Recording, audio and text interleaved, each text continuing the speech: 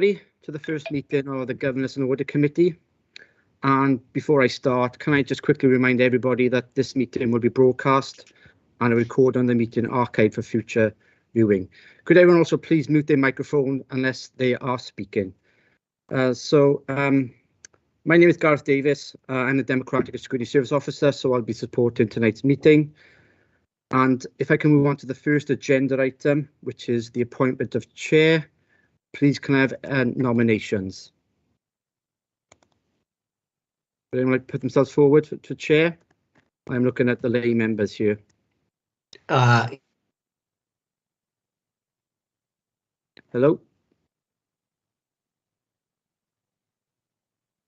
Mr. Chapman, was that you?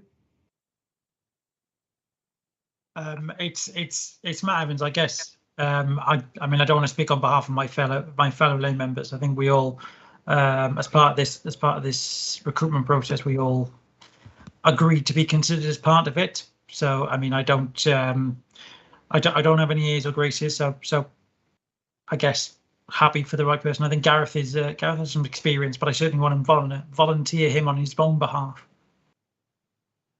Hello, Mr. Chapman. Are you willing to accept the nomination? I am. Thank you, Matthew. That's very kind. Do we have any other? You do, Gareth.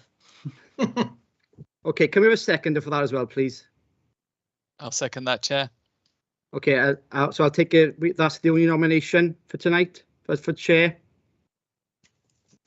Okay, then I'll welcome Gareth Chapman to be chair of the Governance Audit Committee for this municipal year. Mr.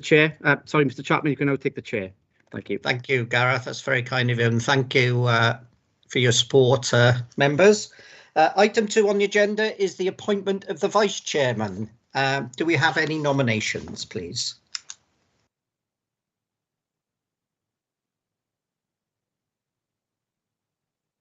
I'd nominate Councillor Prothero.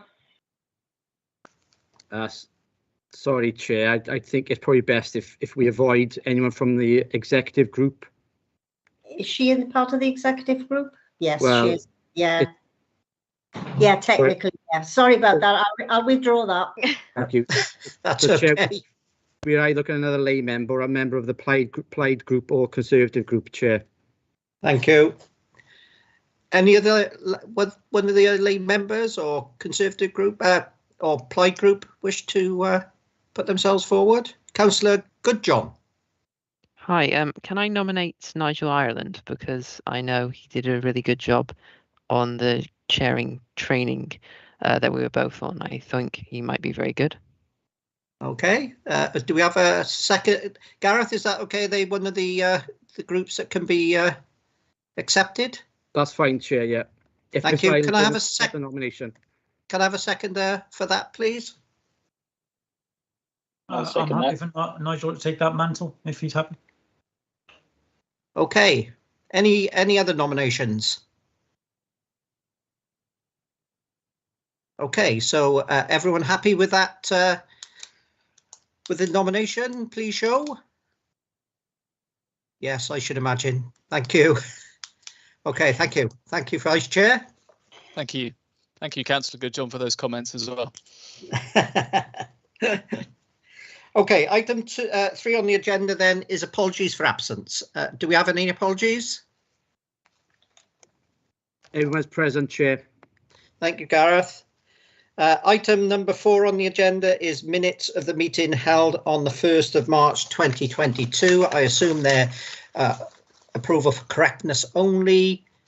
Someone, unless there are any amendments to it that any previous councillors who sat on it, is someone prepared to move that they are a correct record, please? Yeah, Chair, we're probably looking at Councillor Drake and Councillor Norman in this stage, Chair, as they were previous members on for last year. Okay, Councillor. Unfortunately, both Councillor Drake and myself were absent from that last meeting, so we can't confirm the minutes as accurate. As long as the committee happy to approve them, Chair, I think we can still proceed. If someone's willing to move and second the Chair, then we can still accept the minutes. Yeah, right. I will move. Thank you, Councillor Norman. Seconded. I'll second that. Thank you. Everyone happy and content with that? Thank you. Item 5 is to receive declarations of interest under the Council's Code of Conduct. Are there any? No? Okay. Item then number 6 is the Leisure Management Contract, Year 9 Performance Report, Healthy Living and Social Care Scrutiny Committee, 8th of March 2022. Is there an officer to take this report, Gareth? Yeah, it's Mr. Dave Nevitt. Dave, are you there? You. I am, Chair. Thank you. Thank you for giving me this. Thank you for giving me this opportunity this evening to speak to the committee. I appreciate this is a referral from the Healthy Living Social Care Scrutiny Committee, and the report is due then to go on to Cabinet.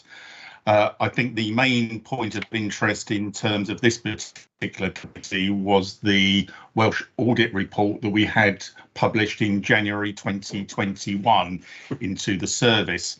The purpose of that audit, first and foremost, was to look at value for money in terms of our leisure management contract.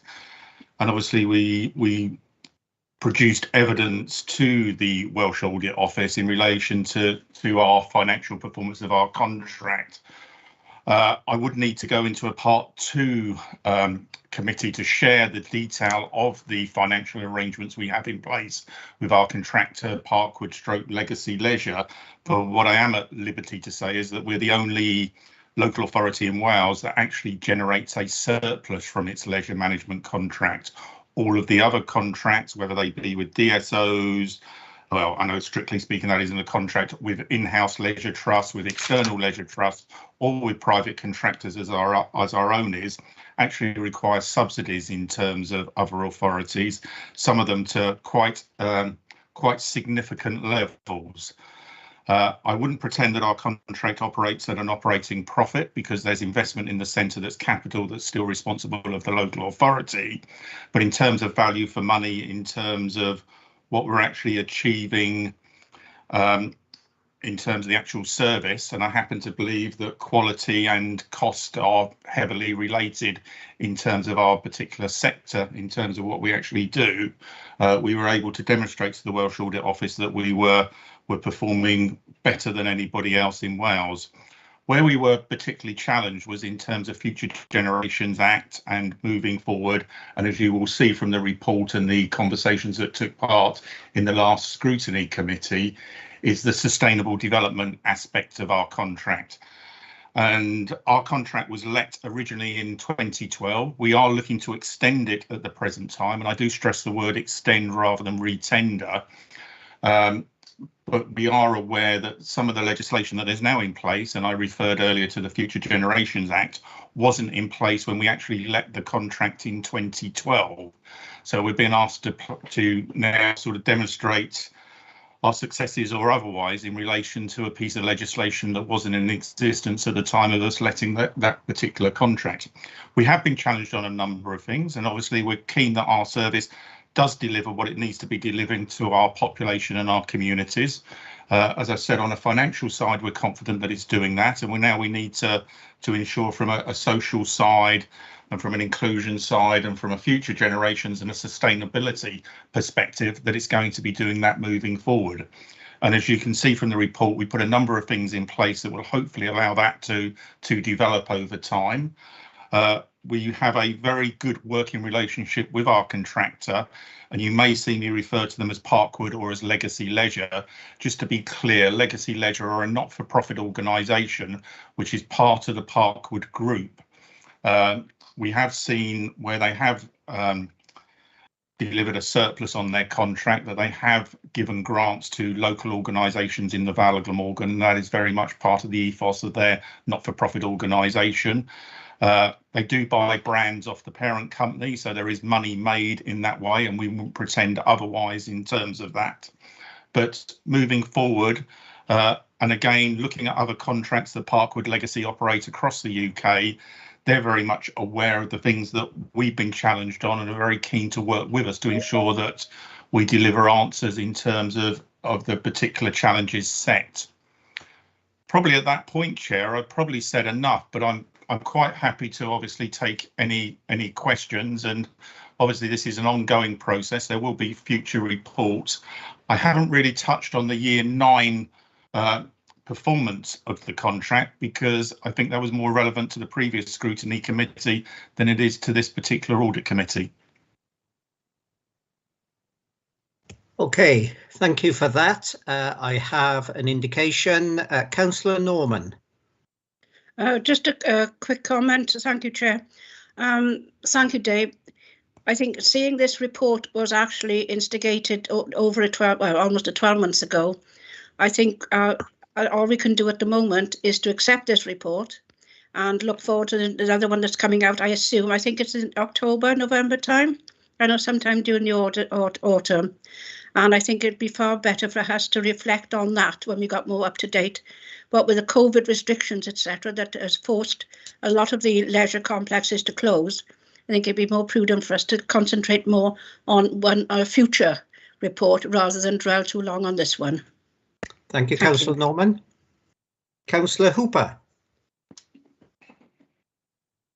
Thank you, Chair, and thank you, Dave, for that report, which I found interesting and useful. But one of the things that I just wonder whether you've reflected on. So I was at an event on Saturday where we've got a number of council leaders from elsewhere in the UK who are following what's described as a community wealth building approach, where they have services that are provided often by cooperatives rather than just eventually private sector bodies.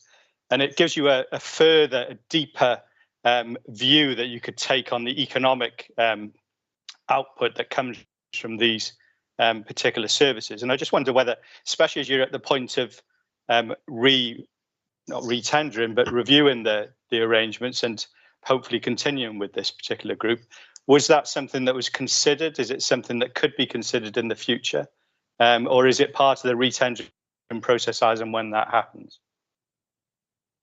It was something we very much considered when we let the contract in 2012. We did look at the possibility of setting up our own cooperative, which is commonly referred to as a leisure trust. There are a number of leisure trusts in Wales that do operate, as I said previously, their own facilities. Financially, the models weren't as good in terms of what we've actually produced in the Vale of Glamorgan, and I would actually argue some of the outcomes aren't as good. There are practical examples, as I say. I can think of Merthyr, I can think of Torfaen. Newport Talbot have recently abandoned their own leisure trust, but it's certainly a consideration. There are also larger trusts that operate. Cardiff County Council, for instance, their facilities are operated by a trust, Greenwich Leisure, which many people may have heard of, which are one of the bigger leisure trust operations. But again, they are not achieving the financial results that we are achieving with Parkwood and Legacy. As I can't stress enough, we are the only local authority that pre-COVID did not require a revenue subsidy to operate its facilities. And again, when you look at our usage numbers and the actual quality of the product that we now actually offer, I do feel that we made the right decisions in 2012. When we do come to re-tender, it'd be very interesting whether those leisure trusts express interest in our operations. In 2012, when we went out to tender, we did have 2 leisure trusts that expressed interest in running our facilities, but financially, I think one withdrew before tendering, and the one that did tender was nowhere near a match for the tender that was finally accepted from Parkwood. Is that okay, Councillor Hooper? Yes, thank you, Chair. Thank you. Councillor Wood was next. Councillor Wood, you're on mute. Yes, once again. Right. Just a quick question. When you say you're having to come forward with changes for the Future Generations Act, will that be operational, or is that going to involve capex investment or things like? We're just looking at ways that we ensure that we're delivering the services that communities actually want. I think we'd be the last to say that we know exactly what our public want. We've got to raise our sort of communication levels and our consultation exercises a bit more. Legacy are keen to work with us, and again, you'll see in the report comments made about the recruitment of an active community managers post, which we will work hand in glove with them. Hopefully, when you drive into the civic offices, you'll see the new outdoor area that we've got at the rear of Barry Leisure Centre now that will be opening shortly. We're just looking at opportunities whereby we can sort of embrace more activities. Our schools programme is already quite extensive in terms of learn to swim and other activities. The summer of fun and the winter of wellbeing opportunities that Welsh Government have given us funding for have again given us further opportunities, and we've just got to make sure that we're exploiting those to the absolute benefit of the communities of the Vale of Glamorgan. Okay.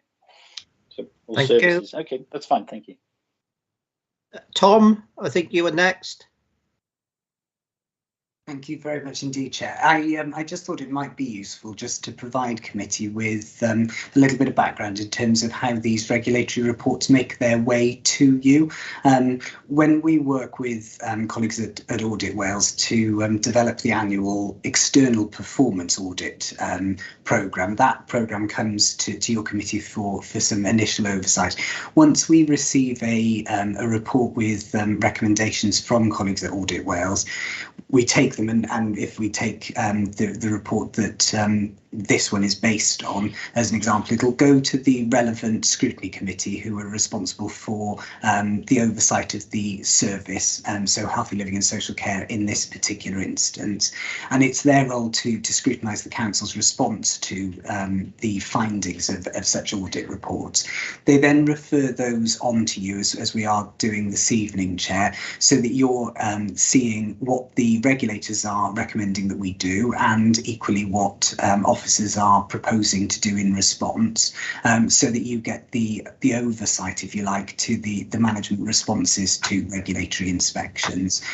You'll also then get a composite update of all of the regulatory report recommendations on a 6-monthly basis, so you can keep an eye that we are delivering on the commitments that we're required to do. And just where Councillor Wood was talking about reflecting the future generations work within this particular sphere, I'm grateful to the really positive relationship that Dave within the leisure team and colleagues in Audit Wales have developed on this particular piece of work, because as Dave says, the legislation did come in after the contract was let, but the legislation also guides the way that as public bodies we do now work. So there are definitely opportunities in this arena to strengthen the way that we show those 5 ways of working in action. So I just thought that would be some useful background for you, Chair. Thank you very much, Tom. Matthew? Hi, thank you, and thank you for the submission. Very comprehensive. I've got a couple of questions, and I'm going to apologise in advance if it's my lack of understanding. First committee, you know. I guess I was looking at the recommended actions and the rationale for it being referred to this committee, and obviously it talks about the Audit Wales recommendations and the progress against those. And some time, like you right said, has passed between that report. So I guess I was trying to find in here, or maybe you can give me a kind of verbal update on those recommendations. Have they been addressed? Is the approach to address them as part of any review of contract, or just I was looking for it, but I guess I didn't see it. So, Dave, can you answer that, please? Yeah, I'm more than happy to. I think it's an ongoing process to sort of answer the question. Obviously, COVID has impacted upon our service, as it has with all services in terms of the pandemic. So some of the things that we would like to have done and done quicker, we haven't been able to do because the pandemic stopped the service from working for a while, and obviously recovery has been key. Again, to put a little bit into context, when we originally let the contract, it was let on a 10+5 basis. So it was a 10-year initial contract with the provision for a 5-year extension. Because of the 2 years that we lost to COVID, and because some of the complexities in the contract in terms of some of the initial investments, whereby there was about £1 million worth of investment initially in the contract that the contract had the 10 years to play off, because we lost 2 years in real business terms due to COVID. We've looked to extend the contract slightly longer than the 5-year provision, so that will take it up to 2030. We feel that safeguards the service moving forward financially, which gives a certain amount of certainty that most other services that the council operates probably won't have.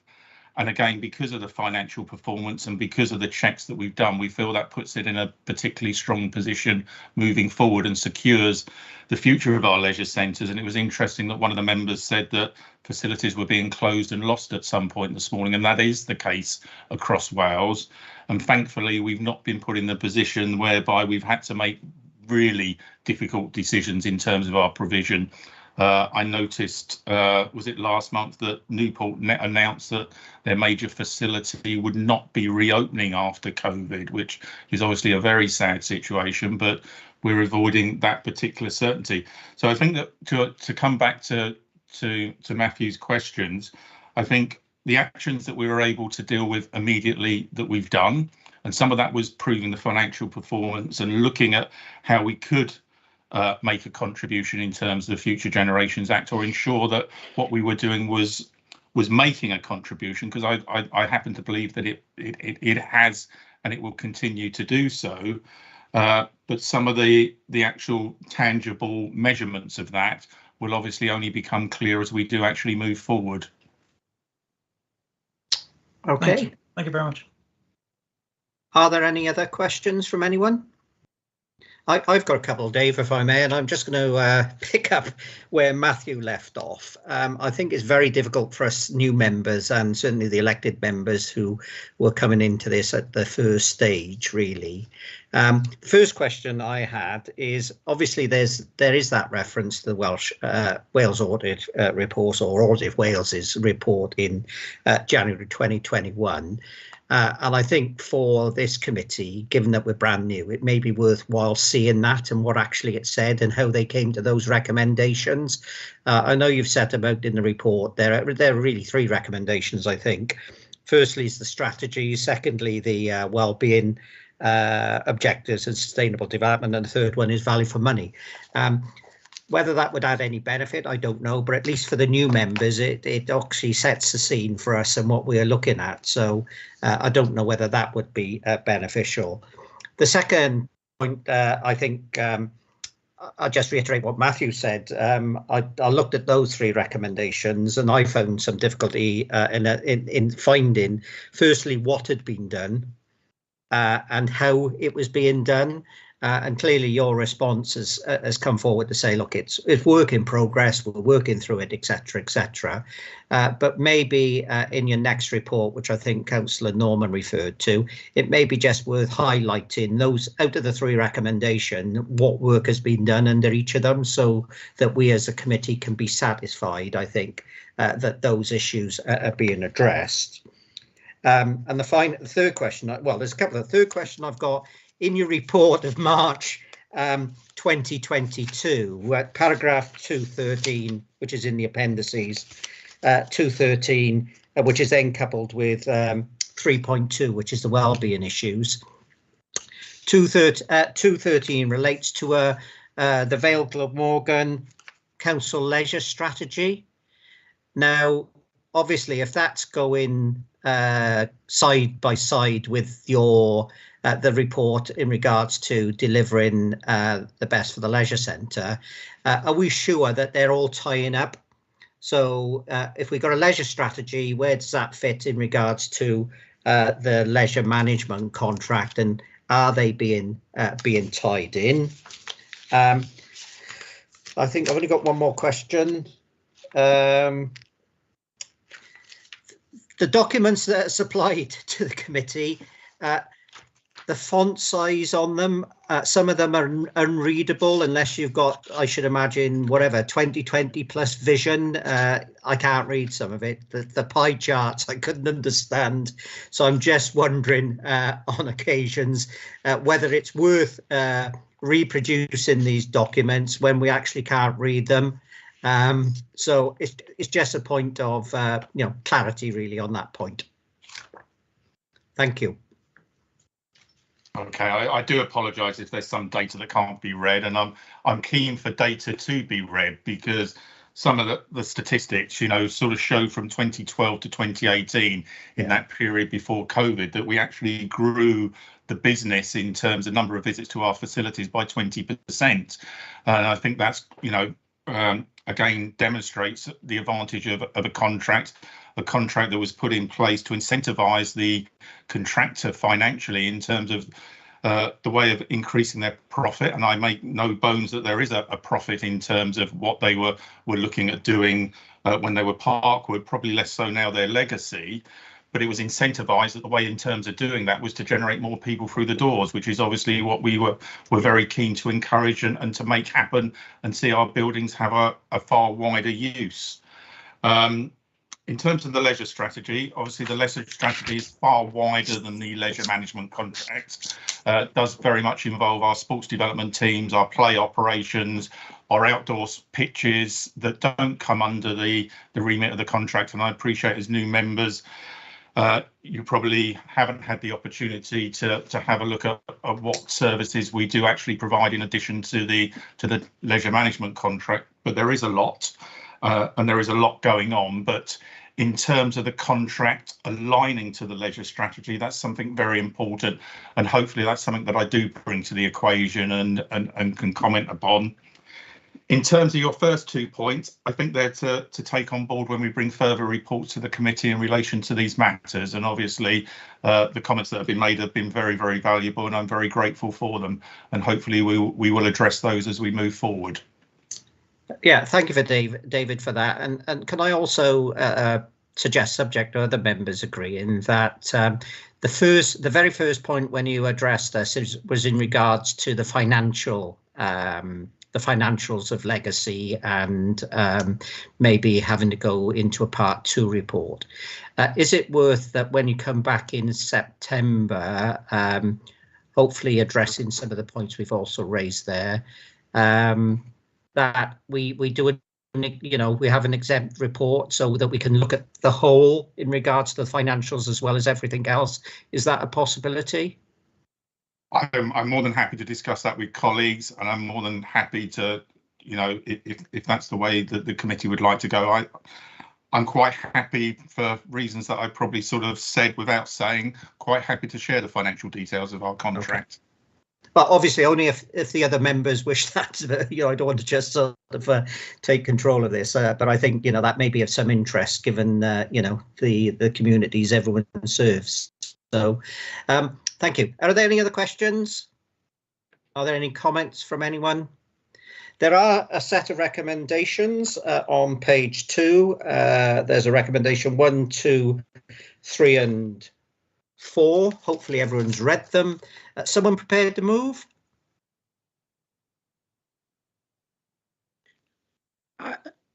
I move. Thank you, Councillor Norman. Thank you, Councillor Norman. Someone prepared to second, please? I'll second that. Thank you. Councillor Drake. Okay. Thank you, Councillor Drake. Can we have a show of hands? Everyone in favour? Thank you. Anyone against? No abstentions. Thank you.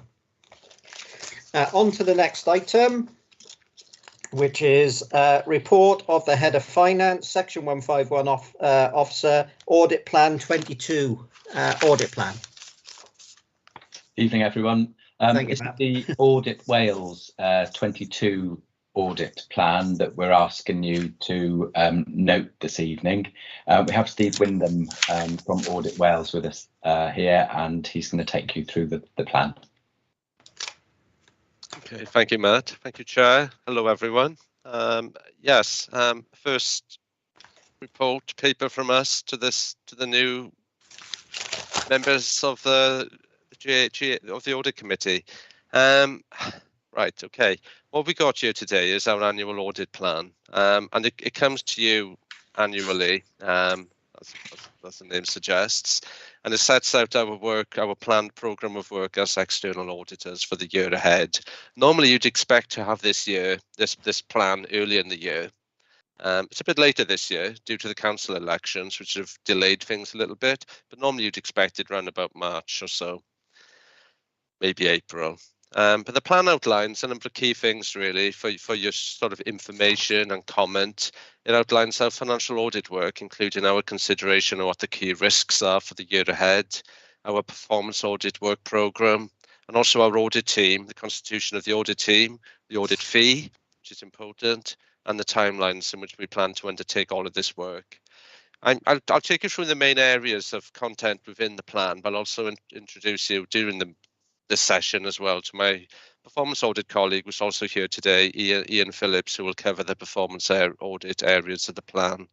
But please, I'm conscious this is new to many of you, perhaps not new to all of you, I understand, but please feel free to ask any questions. So perhaps we can save them at the end, but happy to take them during the session as well, if that's something that you think is very helpful to you.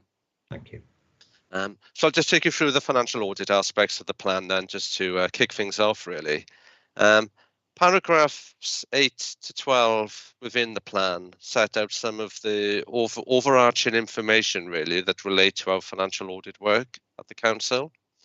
There's two key points there I'd like to sort of draw out and comment on. The first thing is we provide a true and fair opinion on your accounts, and by that what I mean is we apply a concept of materiality. So we don't audit to the pound, so to speak. We apply a concept of materiality, and that's like a tolerance threshold in many ways. And if that succeeded, we could end it in a position whereby we need to qualify the accounts. And for the Vale, that figure is round about £4 million, but it varies year on year, and is constantly reviewed during our audit. But it's round about £4 million, £5 million. Second aspect I just want to refer to is the fact that we don't just audit the council's accounts. We also audit a set of various other accounts the council produces, such as the SRS, the Shared Regularity Service, and the Adoption Service Joint Committee accounts. We also do an independent examination of the annual accounts of the council's Welsh Church Act Fund, which is a charity audit. We also certify certain grant returns. And we also deal with correspondence and objections from local electors, which they can do under, they've got legal basis for doing that on the accounts. And, that tends to happen 2 or 3 times a year where we deal with correspondence of that nature. Moving on then, and as part of our financial audit work, we've identified a number of what we perceive to be the key risks and issues that we will need to address during the audit. These are outlined at paragraph 13, and this just gives you a taste really of some of the key themes we expect to encounter on the audit. Of course, there's a whole suite of other audit procedures we'd undertake in order to get assurance on your statements, but what we're drawing out here in the plan are some of the key aspects of the audit that we want to bring to your attention. The first one there is management override. Now, this is a risk of deliberate fraud and error, I guess, within the deliberate misstatements, if you wish, within the financial accounts. Now, this is a standard risk for all bodies, so don't be alarmed by the fact we think this is a particular risk at the Vale. It's not, but it is something we need to be alert to in regard to every audit. So you'll see this in all our audit plans, and indeed every audit plan you could possibly encounter, I would hope and would expect. The second risk there is something, well, it's not particularly, again, unique, is it, to the Vale? It's in regard to the funding from Welsh Government in regard to the COVID-19 pandemic. And what we need to be mindful of here is whether that's been accounted for and disclosed correctly in the financial statements. The third issue is, again, perhaps a symptom of the pandemic to some extent, but also the sort of cost of living issues going on, etc., and the general inflation that's occurring. And this is in regard to asset valuations. It's a key issue for us this year across all our audits, not just in the local government sphere. And the issue here is we need to obtain assurance that the council's land and building asset valuations are being kept up to date and are materially correct. I'll take you back to what I said about materiality. We're talking about £4 or £5 million tolerance level. Given the value of the council's estate, which runs into, well, hundreds of millions, the risk of a material error is potentially quite high here. But obviously, this is something Matt and his team will be focusing on, and equally be something we'll be focusing on during the audit. The fourth risk relates to COVID-19 again, and this relates to, I guess, to some of the qualitative factors that can come into play in regard to the audit. And what I'm talking about here is the fact that many people are remote working, so therefore some of the systems and procedures and normal arrangements that that might come into play may not be operating as well as they could be. To be perfectly honest with you, we didn't have any issues of that nature last year, so I'm not particularly expecting this to be a risk as such. A risk that's going to crystallise, but it is something we need to be mindful and vigilant of as we undertake the audit work. And the last risk featured within the plan there is the fact we need to undertake audit procedures on your related party transactions disclosures. This is something I talked about, the concept of materiality. There's certain areas of the accounts that are material by nature because they're of interest to the wider public. So we apply a much lower materiality threshold to related party transactions. So we'll be obviously taking a good look then at that area of the accounts, at those disclosures, to make sure they are fully and appropriately disclosed.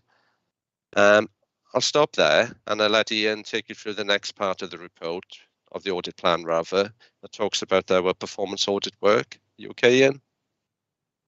Yeah, thanks, Steve. I'm going to take you through Exhibit 2 on page 10 of the audit plan, the performance audit work programme for 22-23.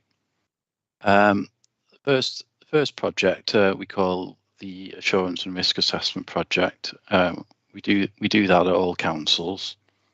It's a project to identify the level of audit assurance we can take, where further audit work may be required in future years. So it's basically a consideration of core arrangements and services. As part of the assurance and risk assessment work, we're incorporating a few thematics, which we'll do across all 22 councils in Wales. So there's going to be one on financial position, which will build on recent financial sustainability pieces of work we've done. There'll be one on capital programme management, one on use of performance information, which will have a service user slant. And in the plan there, you'll see that there's one reference to governance with the exact focus to be confirmed. And a number of councils who are resetting their wellbeing objectives post-election, that's what the project's going to focus on. Now, as far as I'm aware, Vale are not planning to do that. So there's some flexibility in the programme.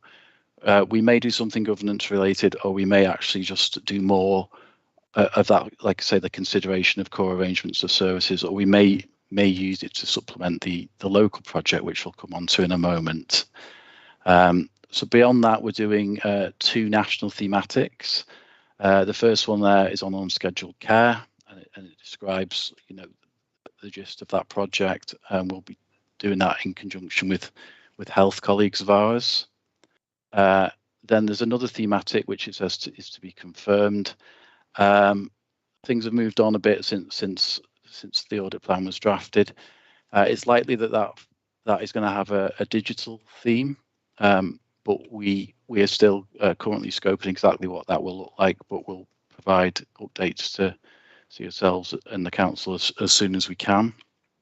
And in terms of the local project, that is likely to be a look at how service areas are taking forward expectations from the corporate centre about applying the Sustainable Development Principle.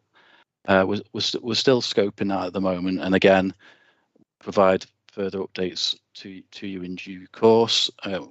We provide updates to Governance and Audit Committee quarterly on both our performance audit programme at the council, as well as the national audit programme that we have, and also on the work of CIW and Estin. So you'll see those updates from us quarterly. Happy to take questions, but I was going to hand back to Steve just for the remainder of the audit plan. Thanks. Okay, thanks, Ian.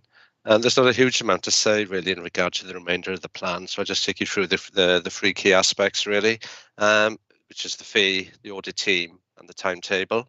The fee, pages 12 and 13 refer to our audit fee, and as we report within the plan, for the first time for many a year, our audit fees have been kept steady for a long time, but for the first time for many a year, our overall fee rates have actually experienced an increase this year by around about 3.7%. Now, this general fee increase has been applied this year to the Vale, albeit we expect the overall fee chargeable to the Vale to be broadly consistent with last year's fee. That is because we expect the fee associated with our grant certification work to reduce slightly to what we experienced as the actual fee in terms of grant certification work last year. So that will offset that fee increase. Now, all of this is not an exact science. You know, these are fee estimates, which is the language used within the plan. But it's just an indication, I guess, of where we expect to land in terms of the audit fee. Moving on to the audit team. Pleased to say we've got some good continuity in the team this year. Ian and myself have been on the audit for a number of years. We have, though, got some new members of the Audit Wales audit team. In particular, we've got a new engagement director. Anthony Veal has been the engagement director for a good 6 years, maybe. He's now moved off the audit, and Claire James, who I'm sure you'd have the opportunity to meet shortly at future audit committees. Claire James has taken on that role going forward. The other new member of the team we're going to have is at the financial audit lead level, and that's the person supporting me on the financial audit work. We'll be undertaking, you know, the final accounts audit work once that commences in a couple of weeks' time. I don't know the identity of that person yet because we're going through a recruitment process at the moment, but I should know within a matter of weeks. I'll make officers aware of the identity of that individual as soon as I can. And the final aspect I said I'd comment on is the timetable, and that's set out really at paragraph 39. It's a planned timeline of work. It's obviously a degree of subject to change to some extent, but I wouldn't expect it to change significantly. And of course, if there is any changes, they'd be discussed with officers and with yourself. Not much else really I wish to say on the audit plan, but very happy to take any questions or comments you might have. Well, thank you, Steve and Ian, for that. Are there any questions, members?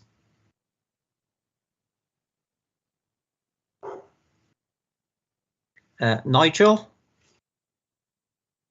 Thank you, Chair. It was only a quick question just regarding the, particularly on the financial audit side, just wondering how much work you undertake on site or whether there's a hybrid approach or how much is off site. So just wondering on the mix now, whether that's changed as a result of COVID. Yeah, that's a very pertinent, good question, really. Traditionally, before the days pre-COVID, we would have been on site, and all of our audit work would have been undertaken on site. Since March, I forgot the year, 2020, wasn't it? Yes. It's been done entirely remotely. Now, and to date, it's been done remotely in terms of our audit work done to date. Things could potentially change this summer, but I expect the majority to be done remotely. And if something was subject to change, I think there'll be discussions, of course, with Matt and the team and the wider officers of the council to determine how workable that is. But as things stand, I'm expecting it to continue on a remote basis. But I think there will be opportunity to adopt a hybrid model if that's suitable and appropriate for everyone.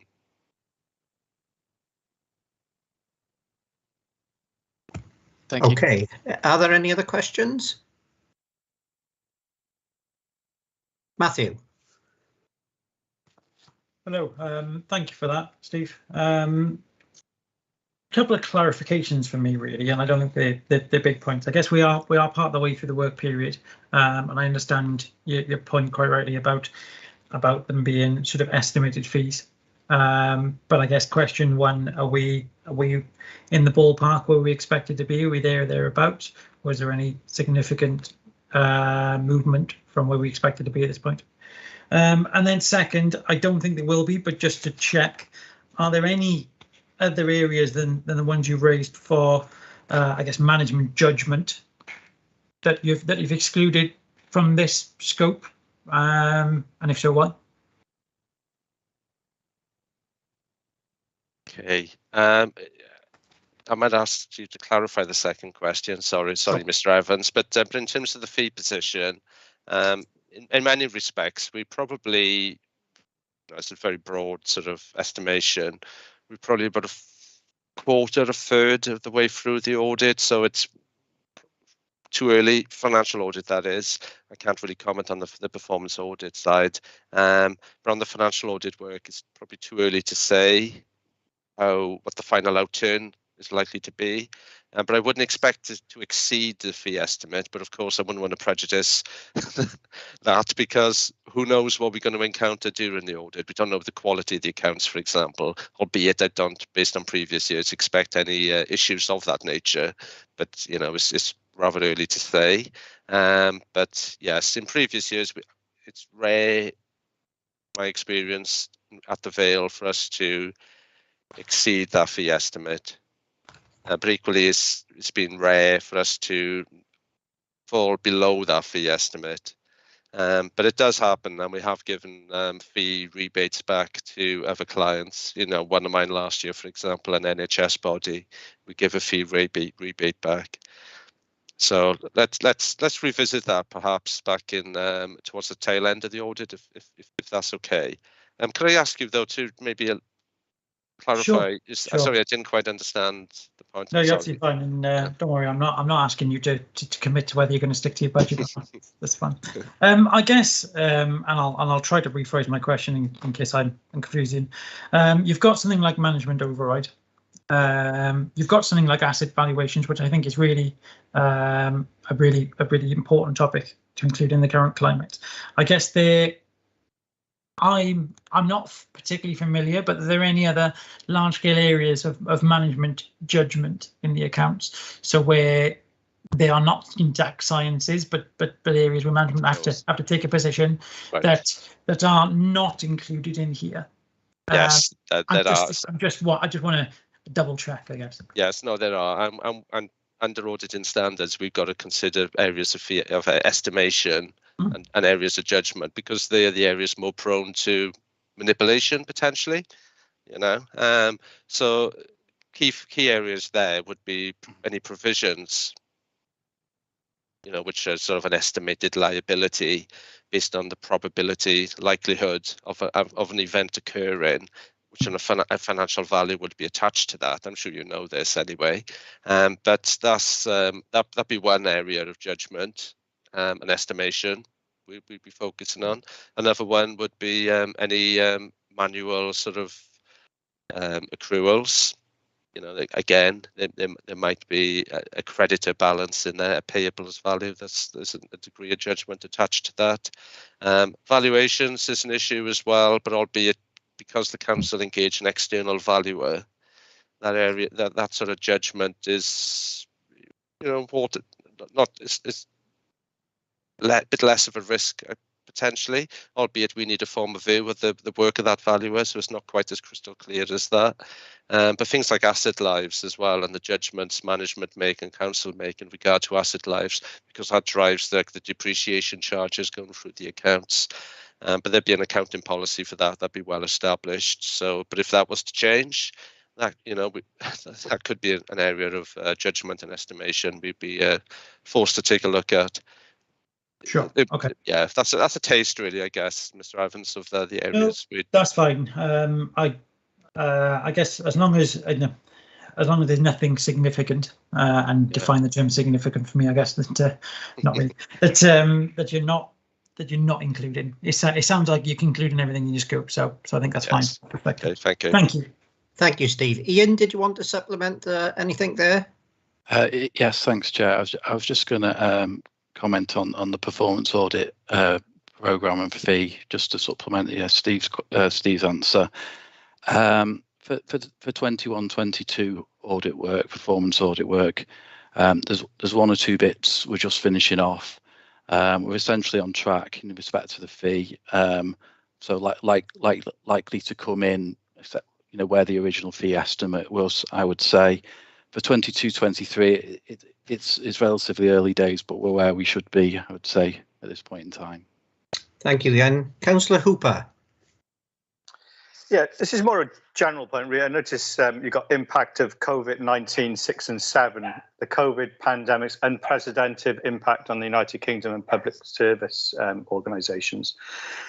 I just wonder whether we are also thinking about the impact of the cost of living crisis and where that may be, how that may affect it. I'm thinking particularly about the inflationary impacts as it runs through organisations, costs of public sector pay rises. There's a bunch of things that are in there. Does that get considered in this? And it also, I suppose, links back to Matthew's point about where how confident you are of cost increases. Is it of the costs being delivered through your organisation? Are you seeing inflationary impacts coming through? It's just a broader point, because I think when we look back at next year's audit report, there will be a big thing which says impact of cost of living crisis on the organisation. Yeah, no, it is a huge issue. It's probably something Matt might want to comment on as well, because this is an issue you'd be tackling in terms of the budget setting and the impact on your financial position for the previous year and certainly for this financial year. As in terms of audit risks, the big area inflationary pressures are going to have is in regard to asset valuations. We're seeing this now in regard to some audits we're undertaking now in regard to the NHS sector, for instance.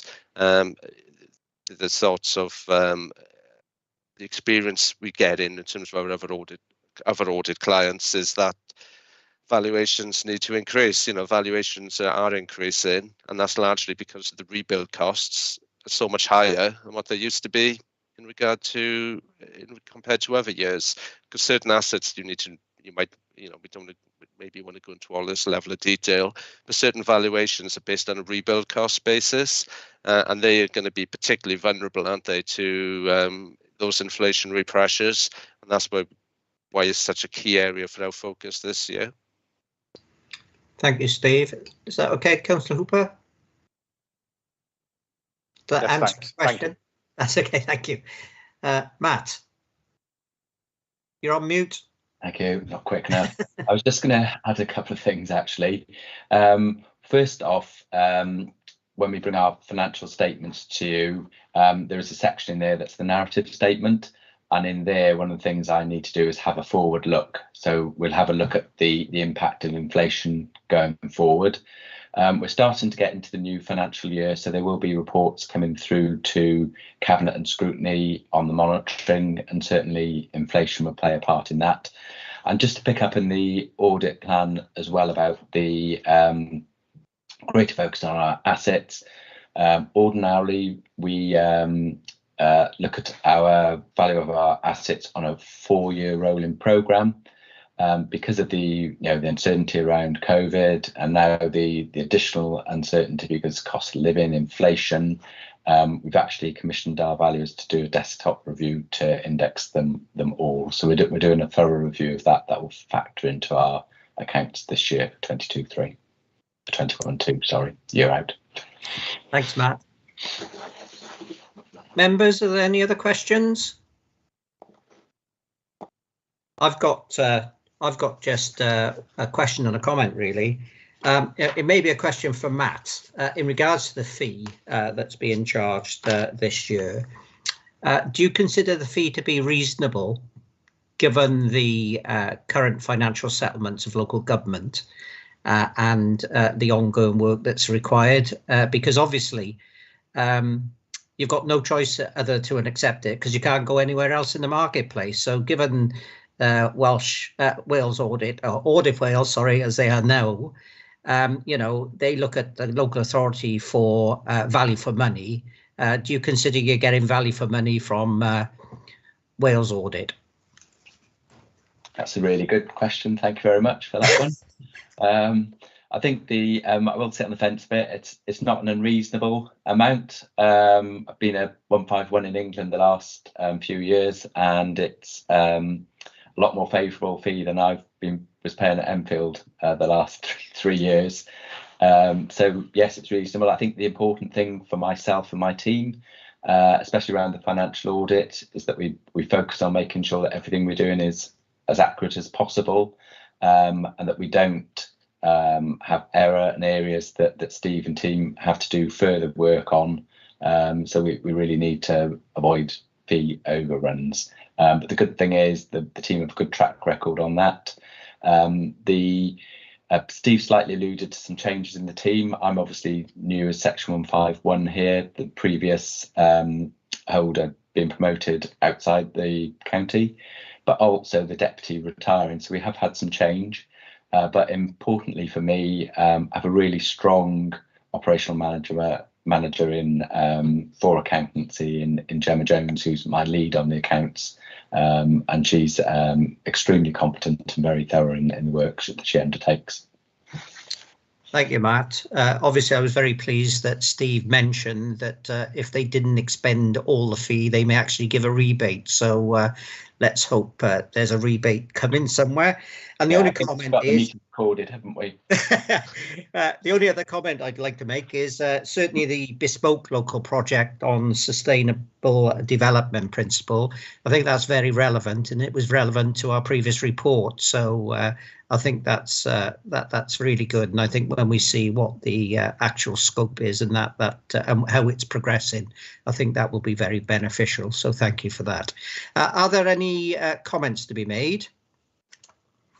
Okay, you see the recommendation, members, on that we review, which we've done, and note the contents of the report. Someone move that we note the contents. Thank you, Nigel. Someone second. Councillor Prothero, thank you. All in favour? Thank you very much. I think we'll move on. Thank you, Steve and Ian, for the report, and we look forward, I'm sure, to seeing you in the future. Likewise, thank you. You're quite welcome to stay if you wish. I will, thank you. Right. I know normally that our audit colleagues normally leave quite quickly, but you're quite welcome to stay. So thank you very much. It's quite normal for our audit manager, external audit manager, to stay for the. Oh, marvellous! Thank you very much. Next item is item 8, which is the annual internal audit annual report. Is that you, Mark? It is, certainly is. Thank you, Chair. Good evening, everyone. As I referred to earlier in our induction session, the Head of Audit annual internal audit report, it was being presented to you this evening. And as I mentioned then, it's the most important of the report of the year from an internal audit perspective, and it meets a number of requirements in terms of the public sector internal audit standards in doing that. Just before I go into the report, I'd just like to thank Joan Davis and the wider team for the work they've done this year to enable this report to be produced, because without their input, obviously we wouldn't be in a position to be able to present this report to you. Because it's the most important report of the year, if you'll indulge me, I'll go into a little bit of detail, particularly as well. It'll be the first time many of you have heard me talk about the annual internal audit report as well. So if you bear with me, I'll go through it in a little bit of depth, as I say. So the purpose of the report is to provide the Head of Internal Audit's annual opinion on the Council's control environment in relation to governance, risk management and internal control, and to inform the Governance and Audit Committee of the work and performance of internal audit for the financial year. And what I'll do, I'll go through the covering report, and then I'll go through the appendix and pick out relevant key points if I can. The background then on the covering report refers to the public sector internal audit standards requiring myself to produce an annual report to support the annual governance statement.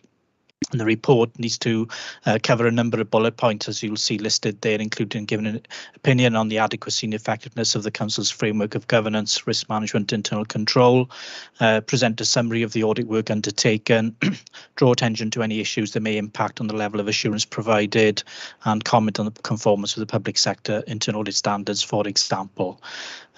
Paragraph 1.2, in accordance with the standards, the head of audit is responsible for developing a risk-based annual internal audit plan, which considers the Council's risk management framework. Within the standards, there is also the requirement for the head of audit to review and adjust the plan as necessary in response to changes in the Council's business, risks, operations, programme, systems, control and resources. And the head of internal audit must also ensure the internal audit resources are appropriate, sufficient and effectively deployed to achieve the plan. The plan for 21-22 was approved by the Governance and Audit Committee back in July last year. The plan was flexible to be able to respond to changing circumstances and events that may occur during the year as a result of the pandemic and remote ways of working, for example. As we touched on earlier in relation to external audit work is being carried out remotely during the year with staff predominantly working from home. Audits have been conducted using various digital solutions, and whilst there was a steep learning curve for both audit staff and auditees, all adjusted well to this way of working. In terms of the plan for 22-23, that's obviously coming up next, and Joan will take the members through that report and see some of the issues or some of the factors that we took into consideration in informing that plan. In terms of the bit more of the detail, section 2 of the covering report, key issues for consideration, paragraph 2.1 there, the annual report is at Appendix A, which summarises the reviews undertaken during 21-22, the recommendations made and any control issues identified. A total of 37 reviews were completed with an audit opinion and a total of 182 recommendations made. A detailed breakdown is included at Annex 1 of the appendix. The annual report also discusses the performance of the service during the year, including benchmarking its performance against other local authorities and highlighting individual staff development and training that has taken place. Progress against the 21-22 plan is attached at Annex 2. This details the status of each planned review. It should be noted that some reviews listed have no audit opinion, for example, advice and guidance, fraud and irregularity work and external audit liaison. This is because the work carried out in respect to these items was planned, but the nature of the work does not lead to testing and the formation of an audit opinion. Annex 2 illustrates that many planned reviews have been undertaken during 21-22 despite the continuing impact of the pandemic, as I mentioned earlier, has had on services as well as the adoption of remote working. Where planned work has not been undertaken, assurance has been gained where possible from other sources such as previous work and coverage in other audits. Some reviews were not undertaken during the year to requests from services that were under intense pressure, but these will be considered in the 22-23 plan, whilst one audit has started and will be completed in 22-23. Because we have to recognise, particularly during peak periods such as unusual circumstances like pandemic, that we need to consider the impact on services whilst we avoid deferring things from the plan wherever possible. Sometimes we have to be pragmatic in those situations. Paragraph 2.4 mentions there, based on the testing of the effectiveness of the internal control environment, an audit opinion of substantial assurance has been given to 4 reviews. That's 11% of our pieces of work that we concluded, and an opinion of reasonable to 27 reviews, which is 73%. The remaining 6 have been given an audit opinion of limited. That is, only limited assurance can be placed on the current systems of internal control. Whilst this is slightly higher number and percentage than previous years, there does not appear to be any indication of any particular pattern or connection from these reviews or wider underlying concerns. When I go through the report in a bit more detail, you'll see the particular reference to those and the particular points that we identified during those audits. So you can pick up any particular points there if you wish. Paragraph 2.5, taken into account the results of the internal audit reviews completed during 21-22, the recommendations made, and considering other sources of assurance, the head of internal audit's annual opinion on the adequacy and effectiveness of the Council's framework of governance, risk management and internal control for 21-22 is of reasonable assurance. No significant cross-cutting control issues have been identified that would impact on the council's overall controlling environment, and the weaknesses identified are service specific. So that's probably the key message for this evening. It's in terms of giving the annual opinion on the overall arrangements there for the committee to note. And as I mentioned, we'll go through it a bit of detail in a second.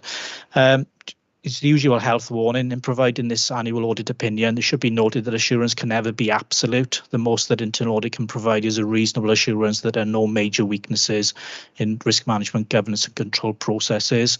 The matters raised in this report are only those which came to our attention during our work in the financial year 21-22, and not necessarily a comprehensive statement of all the weaknesses that exist or of all the improvements that may be required.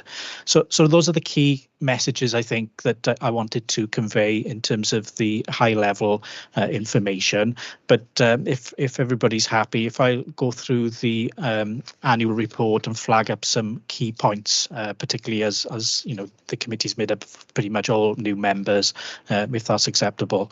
If I refer you to page 3 of Appendix A, which is section 2. That's the summary reviews undertaken. I won't reiterate the figures, obviously, because I've just done that. But table 1 there gives a breakdown of the opinions that we give for our pieces of work, ranging from substantial, reasonable, limited, or no assurance. So that's maybe something to bear in mind when you get the quarterly update reports on the work that we undertake. It just gives you the range that of opinions that we give, and those opinions, we reviewed the nature of those opinions in terms of the categorization last year, so we've got a consistent approach across the 4 authorities that we audit. In terms of moving on then to the section 3 of the annual report, the limited reports, control issues, on page 4 of the report, it mentions a number of areas there where we give a limited opinion. There's the tender evaluation and award for building services, direct payments follow-up, the enable grant verification for 1920, disabled facilities grants, and Ysgol Gymraeg Bro Morgannwg stock control. The detail is in the annual report. I won't go through the individual detail, but obviously if there's any questions, myself and Joan will do our best to answer those. And over the page on 3.7 is payment card industries data security standards compliance. So, but just to reiterate the point I made, was they were those reports that we give a limited opinion on. They were quite varied. There wasn't a sort of a cross-cutting or a consistent theme about some of the issues we identified. So just to give some assurance around that, they were specific instances and specific concerns relating to those particular areas. Moving on to section 4, recommendations.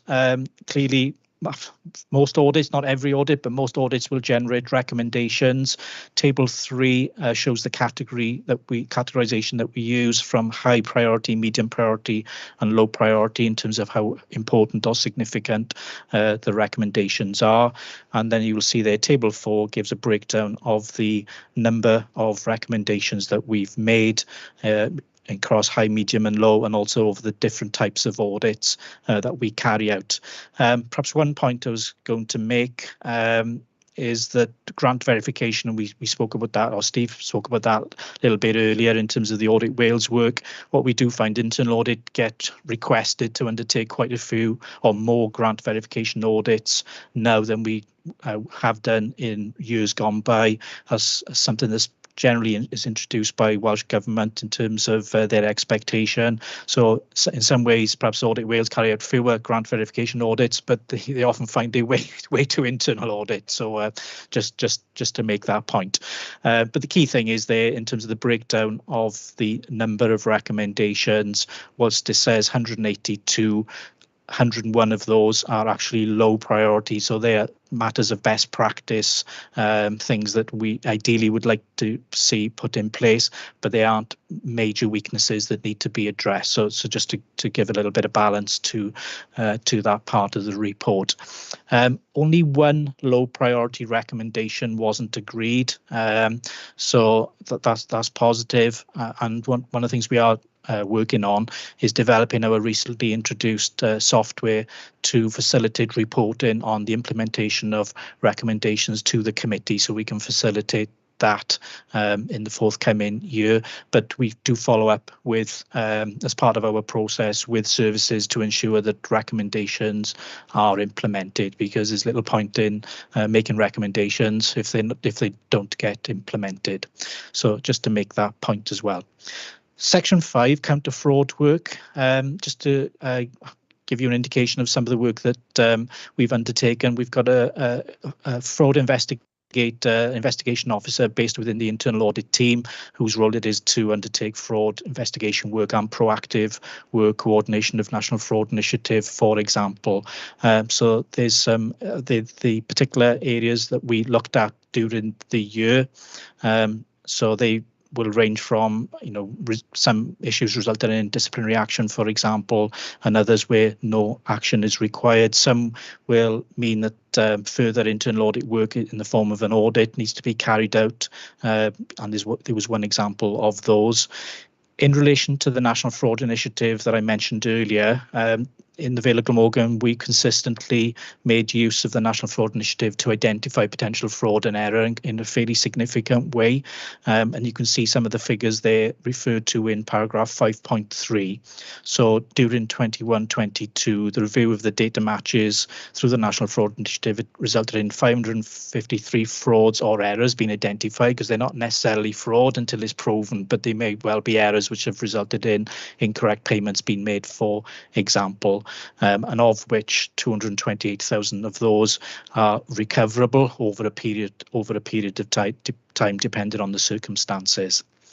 One of the things I'm just going to add to that is we produce a corporate fraud report, which will be coming to, I think it's the next Governance and Audit Committee, which will go into more detail around our counter-fraud arrangements and activity during the year. But one of the things we have done, you may have seen it in the minutes earlier, is update a number of fraud-related policies for the Council, and we did that last year for the authority. Okay, moving on to section 6, key performance measures, client satisfaction questionnaires. That's something we've historically done as a service, and it's certainly worthwhile exercise to do that. We've reviewed the questions last year to have, again, a consistent approach across the shared service, and we have recently introduced the process that the system generates the questionnaires and so on. We didn't have a particularly strong response rate, only 29%. So that's something I will certainly want to improve, and we need to explore how we can use the system to better generate or obtain feedback from our clients, our customers. However, the responses that we did have, which is obviously just under a third, 97% of those give a satisfaction, responded with a positive satisfaction of the service being provided, and there's just 2 examples of some of the positive comments that were made. But clearly, I would like to get additional comments back to make that more meaningful.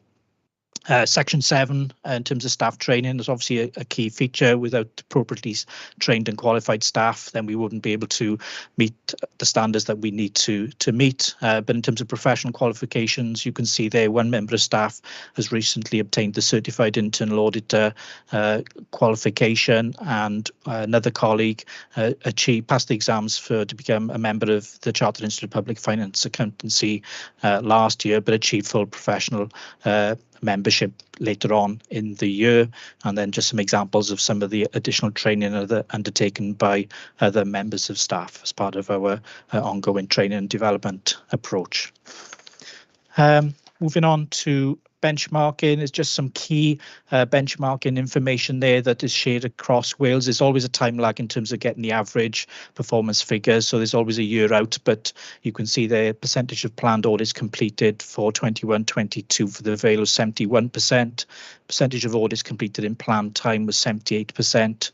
Percentage of clients' responses at least satisfied was the 100%, and percentage of recommendations accepted versus made was 99%.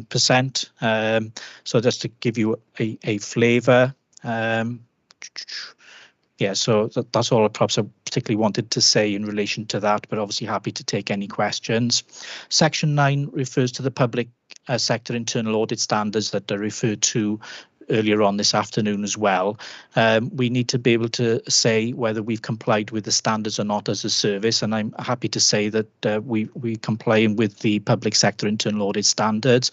So we undertake a check on that on an annual basis, but every 5 years there's an external review that has to be done as well. So that's been done later on this year. And one point has been raised with me by one of the members before the meeting was around reference to our quality insurance improvement programme. So we haven't made specific reference to that, but throughout the report it refers to elements of this particular programme, and that's something perhaps we can bear in mind to make specific reference to that in future reports. Section 10 is around the Regional Internal Audit Service itself as a regional service and some of the progress that we've made since the service was expanded on the 1st of April 2019. And you can see there that the vision for the service in paragraph 10.2 is to be the provider of internal audit services of choice to the public sector in South Wales and be a centre of excellence for public sector internal auditing, and be a service that is regarded as professional, approachable, flexible, independent but internal to the organisation, and a critical friend. The paragraphs that follow on from there refer to some of the priorities that were in place for the first year or so of the service, which was important that we were able to maintain service delivery and consistency and continuity during that period of time. But some of the things that we needed to do was around developing a structure to taking into account 2P requirements because staff transferred into the service from other authorities, confirm the ICT solution and arrangements, which we've done, and identify and evaluate different approaches and methodologies for each internal audit team and identify the most appropriate to adopt. That's something else that we've done over the last few years, because in fact we had 3 different approaches to how the internal audits were carried out. Whilst they're broadly achieving the same outcomes, some of the detail around those were quite different. Paragraph 10.5 there, you can see during 21-22 staff were matched to posts within the new agreed staffing structure. Recruitment to remaining vacant posts was then commenced. This resulted in several internal promotions earlier on this calendar year, as well as some external appointments. The recruitment process will continue during 22-23 until all posts have filled, including recruiting graduate auditors who will be supported to become professionally qualified. That's particularly important for our service. I think unless we grow our own, we will have difficulties in recruiting externally qualified staff. So that's a really important piece of work that we are progressing with at the moment. 10.6 there, a tender exercise was undertaken during 21-22 to establish a framework agreement for the provision of an internal audit service to be used when required to supplement our in-house provision when that is required. This was a successful exercise and a framework agreement is now in place for the next 3 years. That will be reducing in terms of the extent to which we need to do that as vacancies are filled, but there may be times in terms of if we need particular expertise or to fill a particular gap, this is really useful to have that arrangement in place. I've already mentioned the audit software that was introduced during the year, which is really important for us in terms of helping to ensure consistency across the service, and there's lots of development that we can make to that to make use of improved functionality and reporting tools to support the service, to support the committee, and to support our customers and clients. 10.9 there does refer to the longer term success of the service, includes plans to develop a commercial approach and analysing the potential public sector market. We haven't made huge progress on that as yet. We've developed a draft roadmap to help us to do that, but until all the posts are filled and we've got to a stable position in terms of our staffing structure, that's something that will be progressed at that point. Okay, section 11, which talks about the opinion, and I've already given you the headlines from there really, but section 11 of the report sort of explains the background and the structure to forming that opinion. And moving on to page 14, it splits down the opinion into covering risk management, governance and internal control. And then you can see the overall statement on page 15, which explains the things that have been taken into account in arriving at that opinion, which I think I covered in the covering report. I think that's probably covered it in a reasonable amount of depth, but happy to take any questions, Chair. Thank you. Yes, thank you for that, Mark. Very comprehensive quick run through the report. I'm sure with all the auditors we've got on the committee now, there will be questions. All the hands are going up. So Councillor Hooper first. Thank you, Chair, and thank you, Mark, for that report. I'm just interested in the number of recommendations that come from follow-ups. So you'd expect follow-up audits to have, you'd have got somewhere first time round and it would be a cleaner bill of health second time round. And I noticed that 10% of the recommendations that come from follow-up. Is that usual, unusual? Half of them are, at the medium level as well. Perhaps you could give us just your thoughts on that, please. Thank you, Councillor Hooper. That's a good question, and I'll probably call in Joan to give us a bit more detail in terms of the background to that. But generally, what your sort of starting point is dead right. Normally, do a follow-up audit. Most things have been implemented. We have had issues in one or two areas due to ongoing staffing pressures in particular services that things maybe hadn't moved on at the rate that we would like. But Joan, did you want to add to that? Yeah, thank you, Mark. Yes, you are right. Mostly, yes, you're quite right, Councillor. We would expect them to have moved on and been cleared. In this case, the majority of the ones you refer to are due to the social services pressures and particularly the direct payments follow-up work that we did. There were delays in the implementation of the recommendations and the service recognised that, but we felt we couldn't delay going in to do a follow-up on that basis. So we did go in, we did see that they were making some inroads on some of the recommendations. So in some cases, the recommendations were downgraded to a lower priority. In other cases, they acknowledged and we confirmed that they hadn't started it to implement the changes. And we're working with them to hopefully address that. And we will be going in again shortly just to make sure now that things are more stable from the pandemic point of view, that they will be progressing. Thank you, Joan. Night. Is that okay, Councillor Hooper?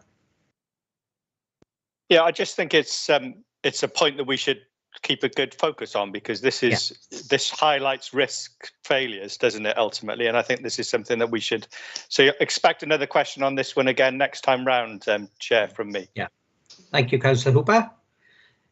Nigel. Thank you, Chair.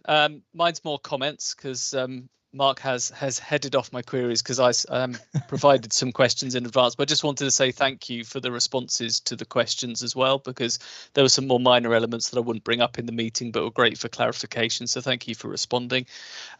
Just to say, I think 97% satisfaction, I think, is a great result as well. And you should be really pleased with that. I know that it's only 29% of the survey sent out, but I think still take 97% when you can get it, and thank you for providing that. I think it's a really useful measure and it gives us an indication of how well the service is being received in the organisation, so well done on that.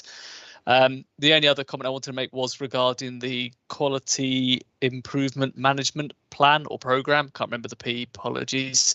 I do think that needs to be included in your annual report, not necessarily for this time, as you say, it is sort of referenced throughout, maybe not in that term, but the internal audit charter that's on the agenda on the next item does state that it will be provided to the governance and audit committee. So I think that'd be a really useful inclusion for future reports.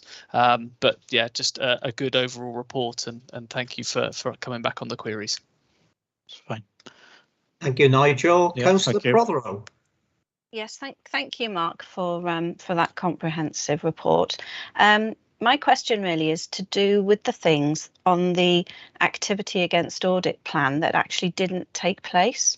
And I can see that you gave a low assurance for a tender evaluation and award study for building services, and I can also see that there was going to be a more overarching review of procurement, the processes and procedures, and it doesn't look like it happened. It says it's going to be carried forward, but there isn't any date on there. And I would just, well, I'd like to see that that work will be done if there's already a bit of an issue with some other areas of procurement. So I just wanted to know when it was going to happen. That's all. Thank you. Right. Okay. Yes. Thank you for that. I'm 99% sure it's in the plan, Joan, isn't it? So we'll be presenting that shortly. So I'm sure it's in there. Joan, did you want to clarify that? Yeah. Yes, certainly. The follow-up as far as the limited report for building services will be done in Q1 of this financial year, and it's included in the plan, as Mark said. The item of procurement that says it is going to be carried forward, that was work that was ongoing at the financial year end, so it wasn't in a position to give an opinion. So the auditor actually has finished that work now. It's with me for review, so that'll be one of the first ones that'll be on the progress against plan. So you'll see the progress made. As well as that, there are other elements that will cover procurement throughout the 22-23 financial year.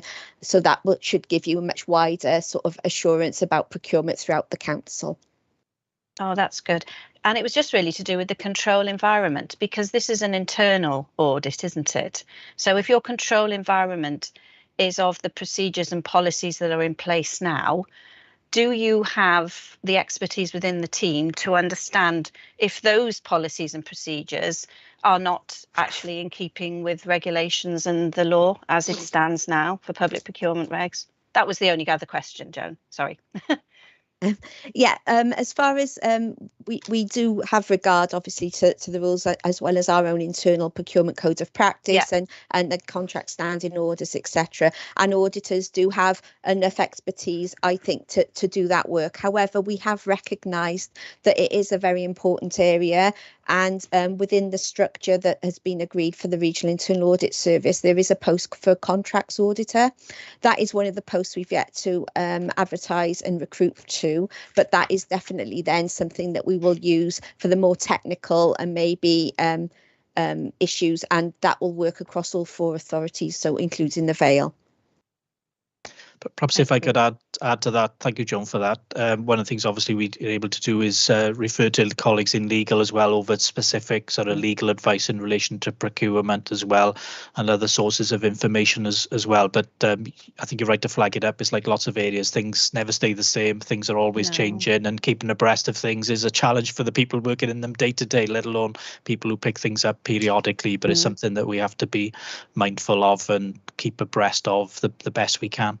Yes, you've got next year a huge change as well coming in with procurement reform and the public contract regs 2015, which we've all been working toward.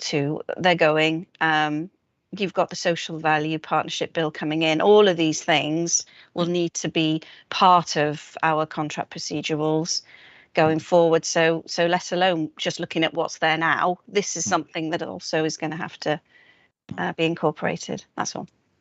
Thank you. Thank you, Councillor Prothero. Matthew? Thank you. Apologies, Mark, Joan, because I feel like we're all lining up to talk about our favourite subject. Luckily, we most of the previous people have asked my questions, so one sort of point of clarification from me, I guess. I know you referenced overdue recommendations, and I guess my question was, are there any overdue recommendations that you're particularly concerned about? I guess by the nature there will be, but if there are any that concern you, and have any of those filtered through into this opinion? Joan, is there anything you wanted to flag up specifically? I can't think of anything that, because we got this process every time we've got we give a limited opinion or even a no assurance opinion, which doesn't happen very often. We part of the methodology is we always follow up on those reports. So those are the ones that we are mostly concerned about. So by doing that gives us, or gives me, and hopefully yourselves, added assurance that we're just not relying on a sort of I would say desktop, but a sort of more standardized review. We actually go back to make sure that things are progressing, and if not, we put that in a report, and that'll come back to you as the committee. So, Joan, I can't think of anything off the top of my head, but no, there's nothing of concern. The only area that, well, there's the two areas that we keep an eye on is the procurement areas that we've already spoken about, and obviously the direct payments follow up, because that wasn't the first time that they've had a limited assurance report. But we do have regular contact with the officers involved, and they do actually feedback to us if they are delayed, so they do know that we're keeping an eye on them, and we do work together, because obviously at the end of the day we're trying to get to the same goals. So there's nothing of particular concern at the moment, and we are working with any department that we feel are slipping. Thank you. Just one follow up from that point, if that's okay. Yeah. I guess in terms of one of my favourite subjects is overdue recommendations, and I talk about them in my day job as cultural indicators across functional areas, in terms of percentage of recommendations that go overdue versus recommendations made and that sort of thing. Is that data you track? Is that data that I'm kind of jumping the gun and that will be available in standard quarterly reporting? Just interested on your perspective. What I was going to say, I'm sure John can chip in as well. It's not something we've reported on, because it's only earlier on last year that we've introduced this new system that supports the way the service operates. So we didn't have a system in that would track things in that way. We did have a process that could track implementation, but perhaps not in that sort of way, Matt. But I'm hopeful the functionality of the new system that we've got will enable us to explore that. So as well as just reporting on what's implemented, what hasn't been implemented, or what's partly and so on, is also the timeliness to do that. So that's something that we'll explore as part of the reporting functionality in the MK Insight Pentana system that we've bought. Perfect. Thank you. Okay. Thank you, Mark. Councillor Goodjohn. Yes, as we're going through everyone's favourite topics, I thought that it would be best to mention section 5, where it comes to counter fraud. You have identified almost £230,000 of fraud or error, which comes up to almost as much as the council pays for internal audit, which is remarkable. Is that significant compared to previous years? As I've not been on the committee before, is that significant compared to previous years? Could that be because of COVID grants or anything like that? Do you have any comments? It's not because of COVID grants, although that we did see something on social media around that to that effect. It wasn't to do with COVID grants. The majority of that was due to particular aspects of things flagged up by the National Fraud Initiative, relating to single person's discount, to do with council tax and so on. In terms of the figure, I'm trying to remember now, in the corporate fraud report, you'll get more detail in terms of comparison with previous years and so on. It's about the same or there or thereabouts with previous years. What we find is the National Fraud Initiative is a major data matching exercise, which points us in the direction of where to look, really, if you like, about potential fraud and error. Because in simple terms, that's done on a biannual basis. However, certain data matches are done more frequently than that, so it's not a consistent pattern from year to year. I think it's fair to say it's a significant amount of money in anybody's language, but it's mainly relating to council tax related issues, and we'll give you the detailed breakdown in the corporate fraud report. What I thought you were going to ask me was around recovery and sort of how much of that is recovered and so on, and that's quite a difficult one to calculate because of the nature of the recovery relating to people's council tax bills. It usually gets added to their council tax bills, so it'll never go away. It keeps getting collected in the following year. So some good questions there. I'm not sure if I've answered them, but I've given you the background to them, and you get more detail in the corporate fraud report that I believe is coming to the next committee meeting in July. Brilliant, thank you. No problem. Thank you. Thank you, Mark. Are there any other questions from anyone? Can I just pose you a couple, Mark? I think I'll be picking up on some of the other items. In paragraph 2.1 of the initial report, obviously we give the total reviews as 37. I was trying to find out somewhere where the the amount of reviews we were supposed to do in 2021-22 were, and I eventually found it in the additional report at paragraph 8.3, which I think was 53. Right. So okay. looking at that, Mark, I just wonder, you know, for consistency, given that we got reviews and percentages, I think that shows a percentage of only 71%. So it's nearly, well, over a quarter weren't done. And again, I'll give you a question when we come to that, when we get a little bit later on. In regards to the internal audit report, I think I'm just going to pick up some of the questions a couple of people have picked up in regards. Obviously, there's statements in there, 3.2, in regards to that a further audit will be undertaken, and I think someone's already picked that up, is, you know, when is that going to be done? And it may be useful that within the report itself, it just says, look, the follow-up report will be done whenever on this date, you know, hopefully within a couple, 3 months, 6 months, or whatever it may be. And again, if you go through each of them, the same question arises really, because the direct payments one, you know, what concerned me there was 4 of the 6 medium priorities were still outstanding in the report. You know, there was an agreement that they be implemented as soon as possible, but it doesn't say by when. And that a further audit again would be undertaken. So when will that be done? Because again, if they're outstanding and it was taken in December 2020, you know, that would be very useful. Same in regards to grant verifications, 11 months overdue, 11 months due and oversight within the service. Is there going to be any follow-up there, Mark, in regards to the delivery of that, and is it going to be reviewed? Disabled facility grants, exactly the same. What's being done here? Is there going to be a review? Because with regards to DFGs, I think, you know, for the elected members here, that, you know, if that impacts on your on the constituents out there, you know, there's a delay in getting a DFG for some of the very vulnerable people, then again, it's very important that there's a item being dealt with.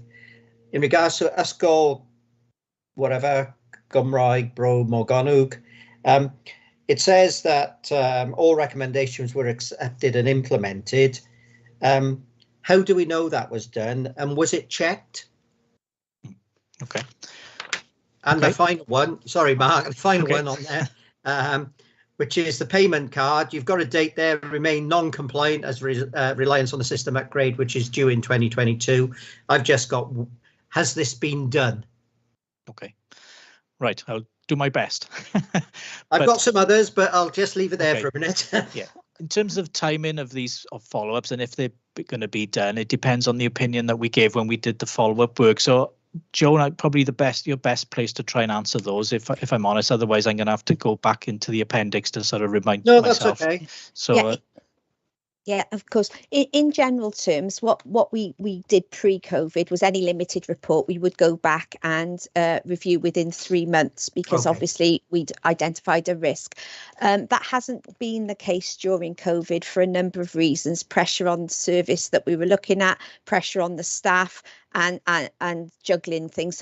So basically, we've been more mindful of realistic timescales as to when these recommendations are implemented. That's not to say we don't keep a watching brief on them. However, we haven't gone in and done a proper follow-up in so much as testing to make sure they've done it yet. However, most of these now will be on some the auditor's work programme for Q1, maybe going into Q2, bearing in mind that we're almost at the end, end of Q1 now. So they will be picked up as soon as possible to make sure that they're going ahead. Hence why there's been no dates put in. I mean, like I said, normally we would have done it, and best practice is to go back in within 3 months. And now moving forward, now things have come back to a more normal situation. We will be following that practice now moving in. So it was a kind of weird year, 21, 22, but now moving forward, they will be done in a much more timely basis. Okay, thank you for that reassurance, Joan. I'm sure Councillor Hooper will welcome that as well when we keep coming back as well. I was going to ask the question you posed yourself, Mark, in regards to the recovery of counter-fraud work. So thank you for the answer there.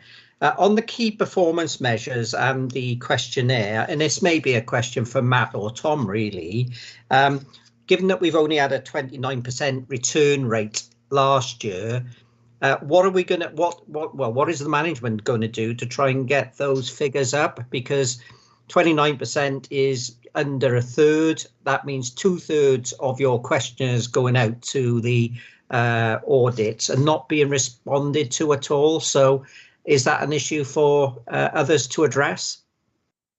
Tom?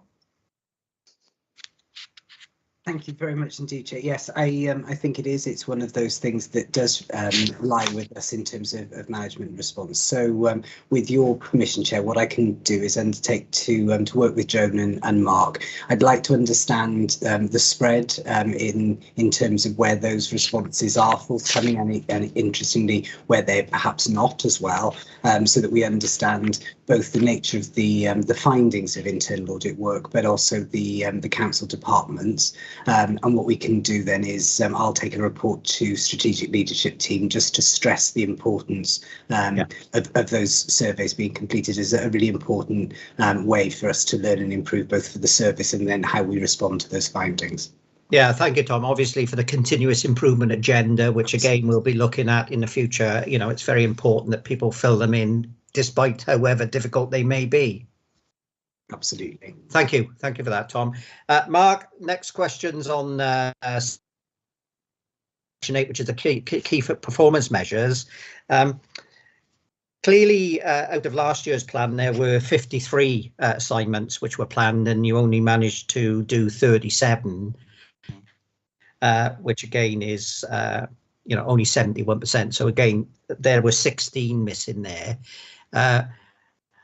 I've seen that some of those are rolling over into next year's plan to be looked at, because I think next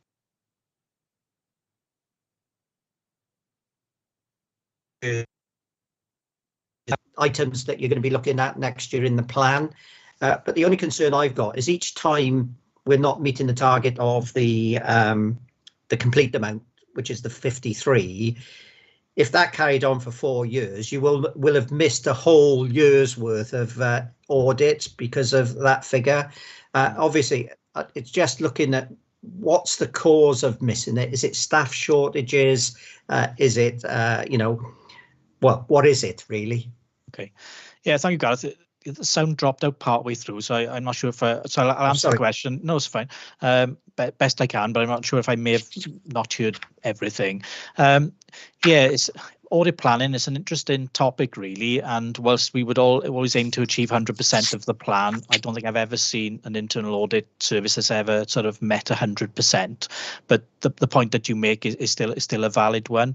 We try and be realistic in terms of when we undertake our plans to make them as realistic as possible. But things do happen in terms of unforeseen things, requests for investigations and other things, or requests to do other pieces of work that have cropped up as urgent, pressures on the relevant services. Sometimes we have to take that into account to defer certain things, and you know, staffing issues do happen from time to time as well. But we try, we've got that flexibility, as I mentioned earlier, that we can buy in some external support if we think that's going to happen in a significant way, to make sure that we cover the really important areas. So we certainly make sure that we cover the really important areas, and we take a view on some of the others sometimes as to whether or not it's absolutely essential to review those areas. But our performance is actually slightly better than the Welsh average, but it's always something that we aim to improve. We have had a number of vacancies for a couple of years. The restructure and the recruitment process is addressing that, so that will hopefully, well, I say hopefully, more than hopefully, improve the figures going forward. But audit planning is not an exact science, but the points you make are very, very valid. I'm not sure if I've missed anything in the middle. No, that was okay. Right, okay. No, that's okay. Councillor Wood, I see you there. I've just got one other point in regards to, well, 2 points. In regards to the number of audits you're doing, and obviously it's 63 next year. I think what my view would be is that we don't try and set you up to fail, because if you're not going to meet that target, then does it need to be a little bit more realistic given your staffing numbers and given the additional demands on your your program. So whether you should look at that a little bit more in a bit more depth rather than commit to 63 and maybe only deliver 50 next year. I'm only saying that as a, and as you said, Mark, it's a very difficult science really to work out your audit plan. So can you just give that some thought? Yeah, we can certainly do that.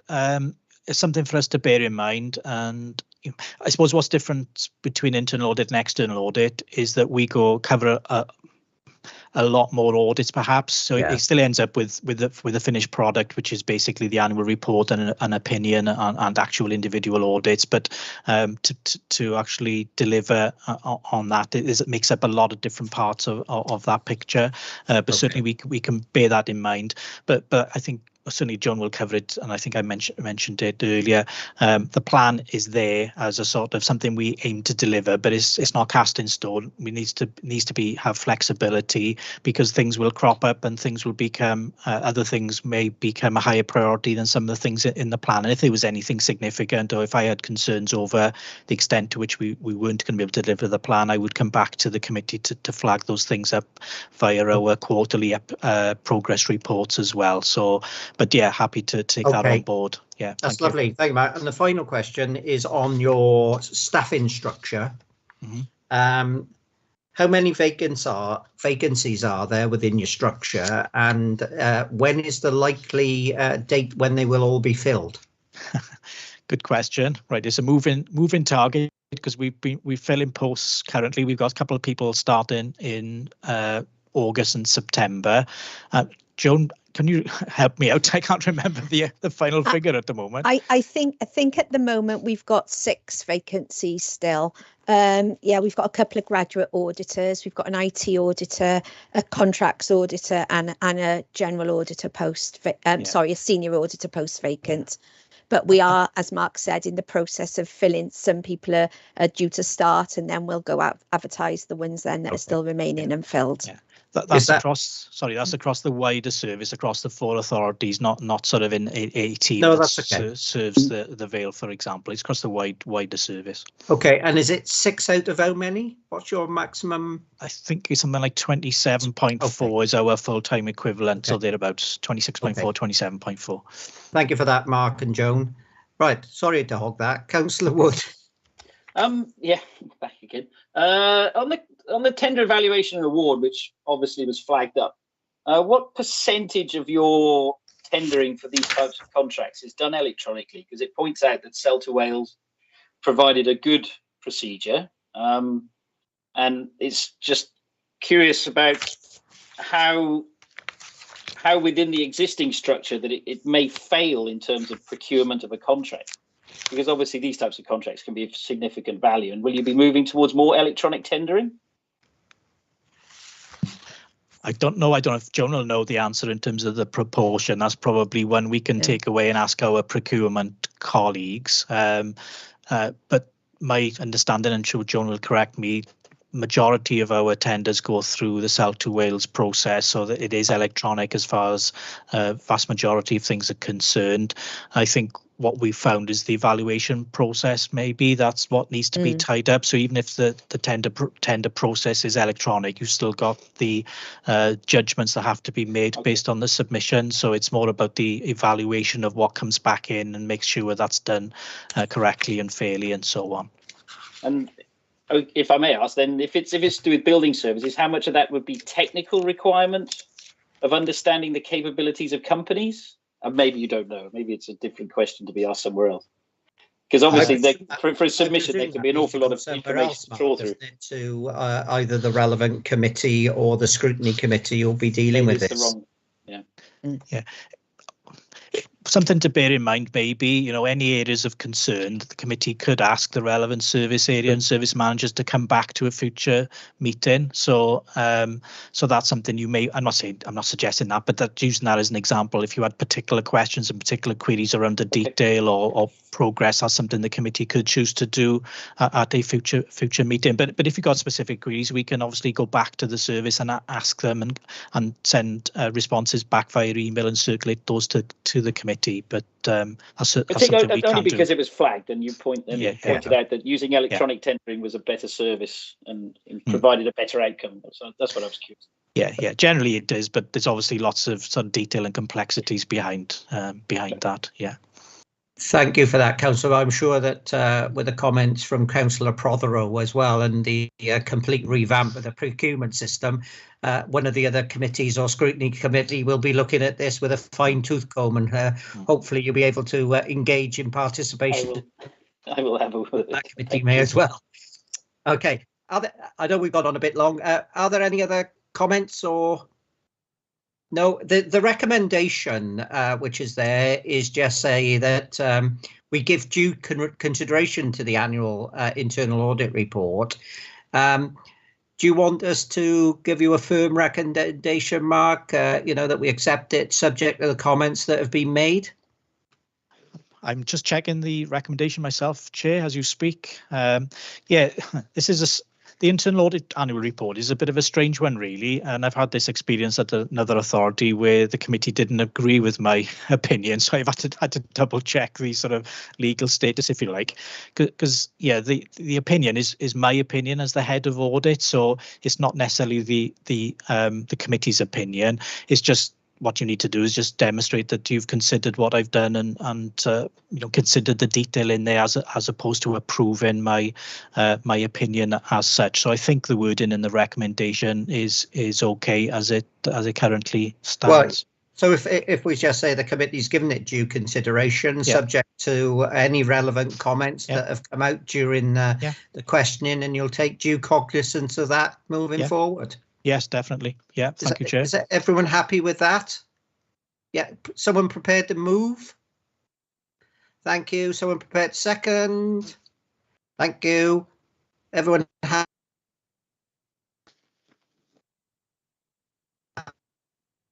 Thank you. Next is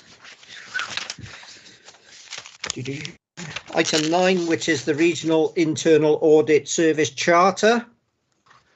Okay. Yes. Thank you, Who's Chair. taking that, Mark or Joan? I assume everyone's read it. You'd be pleased to know I'm not going to go into the same level of detail with this report. Well, hopefully not. Yeah, I'll take this one, and Joan will pick up the next two if that's okay. But basically, this is a regular document, a report that we bring to the committee at this sort of time of year. It as it says there, to present to members the Regional Internal Audit Service Charter for 22-23. The background is that the standards define that we need to bring a charter to the relevant governance and audit committee and get approval for this particular charter, because it sets out our powers, our duties and responsibilities in respect of each authority. And again, this is a consistent document that we've adopted across the 4 authorities. It had a major review a couple of years ago to make sure that it was up to date. We review it annually. The only change that we've made for this particular charter was in relation to the title of the Chief Executive at the Vale of Glamorgan, because it was previously Managing Director, and because of the Local Government Elections Act, all now heads of paid service effectively are called Chief Executives. But other than that, there weren't any changes. But yeah, it's just to bring it formally to the committee to consider and hopefully approve. Thank you for that, Mark. Are there any questions? Oh, Nigel? Thank you, Chair, and thank you for the report, Mark. 2 questions, hopefully quite quick ones. First one was in response to the conversation we just had around satisfaction surveys, in that this charter lays out not just the responsibilities of internal audit, but it can be used to lay out the relationship between internal audit and the organisation. So it could be that something could be added in here to say that it is a management responsibility to get the satisfaction surveys returned as well. I've seen that in other internal audit charters. Okay. Right. So one to consider maybe for section 2. And the only other query I had was in relation to 2.18, which is the activities of the regional board, was just regarding resolving conflicts. It states about resolving conflicts. I just wondered whether that would include if there was any form of complaint about the internal audit service, or do you have a complaints policy where that information is that where that would go up to that regional board if there was an issue? It's there as a sort of as a fail-safe, I suppose, should the need arise. But essentially, if there was a difference of view as to how things should be provided, then that would be discussed by the board. In terms of complaints, initially they would come to me for me to resolve as the head of service, and only if then I either can't or unable to resolve those matters would they be then referred to the board. Does that make sense, Nigel? Yeah, that's absolutely fine. Again, Okay. it's just trying to get that understanding of where they'd be resolved to. No, that's great. Thank you. Yeah, it hasn't happened as yet, but who's to say in the future? Keep my fingers crossed for you. Thank you, Mark. Matthew? Yeah, quick question from me, Mark. Obviously, a lot of principles set out within the document. Just your view as to whether the team or the service adhere to all those principles, and I guess what gives you that comfort. That's a very good question, Matt. Obviously, been asked from an experienced internal auditor. Well, I certainly would hope so. That obviously the staff and the service need to comply with the charter and the code of ethics and so on. Obviously, that's ongoing supervision by the relevant managers and so on, ongoing meetings over the quality of their work and so on, and relevant training programs that we identify as part of the appraisal process. It's about me, it's called in the Vale. So it's a mixture of all those things really, and I suppose the client feedback questionnaire is an important piece of that as well, and that's why it's important that we do get a greater level of returns. You'd like to think that all those mechanisms would flag up any issues that we may have with any individuals, but it's a combination of all those things really. Perfect, thank you. Okay. Did you say you've got your external quality assessment later on this year as well? Yeah, that'll be taking place later on this year. That's right. Yeah. Thank you. Thank you for that, Mark. Are there any other questions? Any comments? You see the recommendation, which is committee consider, which we've done, and approve the Regional Internal Audit Service Charter for 22-23 as attached. Can someone move that we approve the charter? I'll move. Thank you. Seconded. Thank you. Can we have a vote on that, please? All in favour? Yes. Okay. Thank you all very much. Next item is item 10, which is the draft annual internal audit strategy and risk-based plan 22-23. Thank you, Chair. I'm going to take that one. Okay. Good evening, everybody. I'm Joan Davis, as you've probably gathered as we've gone through this meeting, who's the Deputy Head of the Service and also the Audit Manager for the Vale and Bridgend. I'd like to take you through the Internal Audit Strategy and Plan 22-23 for consideration and approval. And this is one of the Governance and Audit Committee's key responsibilities. The strategy at Appendix A demonstrates how the Internal Audit Service will be delivered and developed in accordance with our terms of reference.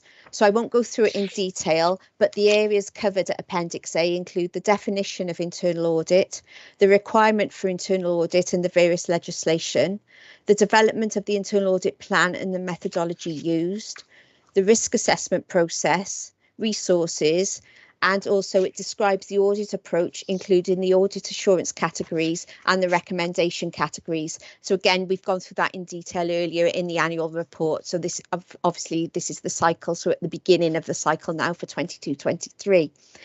As per the strategy, the annual internal audit plan has been prepared after considering the information that's set out in 1.4 of the covering report.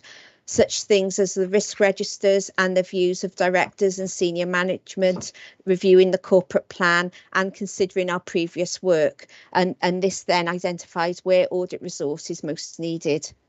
In line with the public sector internal audit standards, the plan should enable internal audit to maximise the value and assurance it provides the Council, whilst ensuring it fulfils its statutory obligation to review and report on the Council's internal control environment, governance and risk management arrangements. The plan provides this committee with an overview of the work to be undertaken, which will offer sufficient coverage for the Head of Internal Audit to be able to provide an opinion at the end of 22-23. Changes to the way the council is operating since COVID-19, including the risks as a result of remote working and other changes, have been considered and included within the draft audit plan for 2023. So Appendix B presents the proposed plan. For ease of reference, each item is numbered. The relevant directorate and audit area is listed, as well as a brief audit scope, which provides some insight as to what will be covered. The scope, however, will be prepared in more detail once the audit is allocated, in order that the audit will provide assurance to management on the areas that we're looking at. You will also see a priority rating for the audits listed. The plan is based on a full establishment of staff. We've already discussed this, but there are still some vacancies within the regional service, and recruitment is ongoing to these positions. However, as we've also said, we've got the option to use our SWAP, who is our external provider for internal audit service, and they were awarded the contract last year. Members of this committee will see that some items listed do not have priority ratings. These items are such as external audit liaison, the annual governance statement, advice and guidance, and fraud and error. These are items that internal audit have to undertake during the year, so they're in there anyway, regardless of any priority. The proposed audits, however, do have priority ratings that are there for you. You'll note that the proposed plan includes some collective headings, such as follow-up reports in line 1, grant certification work in line 7, schools in line 20, and financial systems in line 24. During the year, as work is undertaken in these areas, individual items under these headings will be reported to the committee as part of our progress against the plan report. For example, under the follow-up report heading will be the work undertaken on the audit areas that had limited assurance in 21-22, referred to in the annual internal audit report and what we've discussed earlier. But during the year, there may also be other audits that have such a rating, and they will be followed up out of that line as well, and they will be listed separately for your information, together with the outcome of the report and any recommendations made. You'll also note that at item 60, there's a contingency in the plan. This is for unplanned work which may occur. As a result of preparing a plan in this way, it's felt that the proposed plan is flexible enough to allow for changing circumstances and events that may occur during the year, but also we're happy that it will offer sufficient coverage to be able to provide an opinion at the end of 22-23. So basically, to summarise, this plan isn't everything needs to be covered in order to provide an opinion. We feel there's flexibility in there, that if things do slip, there will be enough coverage based on the resources available. I've done that quite quickly and quite briefly, but I'm happy to take any questions that you all may have. Thank you, Joan, for that. I'm sure members have read the report and looked through the appendix. Are there any questions? No, any comments? Oh, sorry, Nigel. Go on, Nigel. Oh, I've gone first a few times. Go on, Matthew, you can take this one. Oh, one very quick question, Joan, and I apologise. I'm going to ask you the question that I always get asked when I present audit plans, which is there anything you wanted to include in the plan, but capacity constraints have stopped you? No, there isn't. No, I'm happy that everything that we need to include has been included. Thank you, Joan. Nigel? I hope my questions are as easy to answer. So do I. Well, I've sent you through a few that I did mention. I wanted to mention some in the committee. The first point is regarding the fact that the plan is risk-based. One thing it would be really useful to see, I confess that as a new member coming in, thank you, Mark, you sent me a link to previous risk information, but actually tying up the risks of the organisation to the internal audit plan I found really challenging. So I have been through that today and have made some links, but I'd really like to see in future make sure that that link is actually visible, so that we as members can more easily go through. I appreciate it's our role to challenge on that and scrutinise it, but I think you could make it a bit easier for us in terms of seeing that link. So that's one point I'd like to see as an improvement for future plans. The other one was, and I think you clarified this earlier, was about the follow-ups of those works. So that's included within the plan, isn't it? Just to confirm that the ones from those previous limited assurance ones are included within the plan. Can I just check that? Yep. Yes, they are. Perfect, thank you. And the other one was just around the wording of the scopes, which I noticed there were a few in the plan that said to ensure that.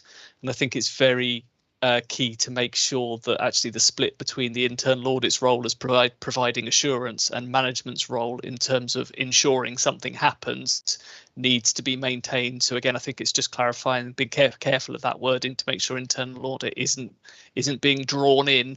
It's something that can happen, whether it's a shared service or an internal team. They can get drawn in to actually, other tasks that they shouldn't really be doing. And although I think you've made it very clear tonight that that's not something that is happening to you, I think avoiding that wording of to ensure that is a key element of that. So I think that's really important. And my last question really is just similar to Matthew's, really was about coverage.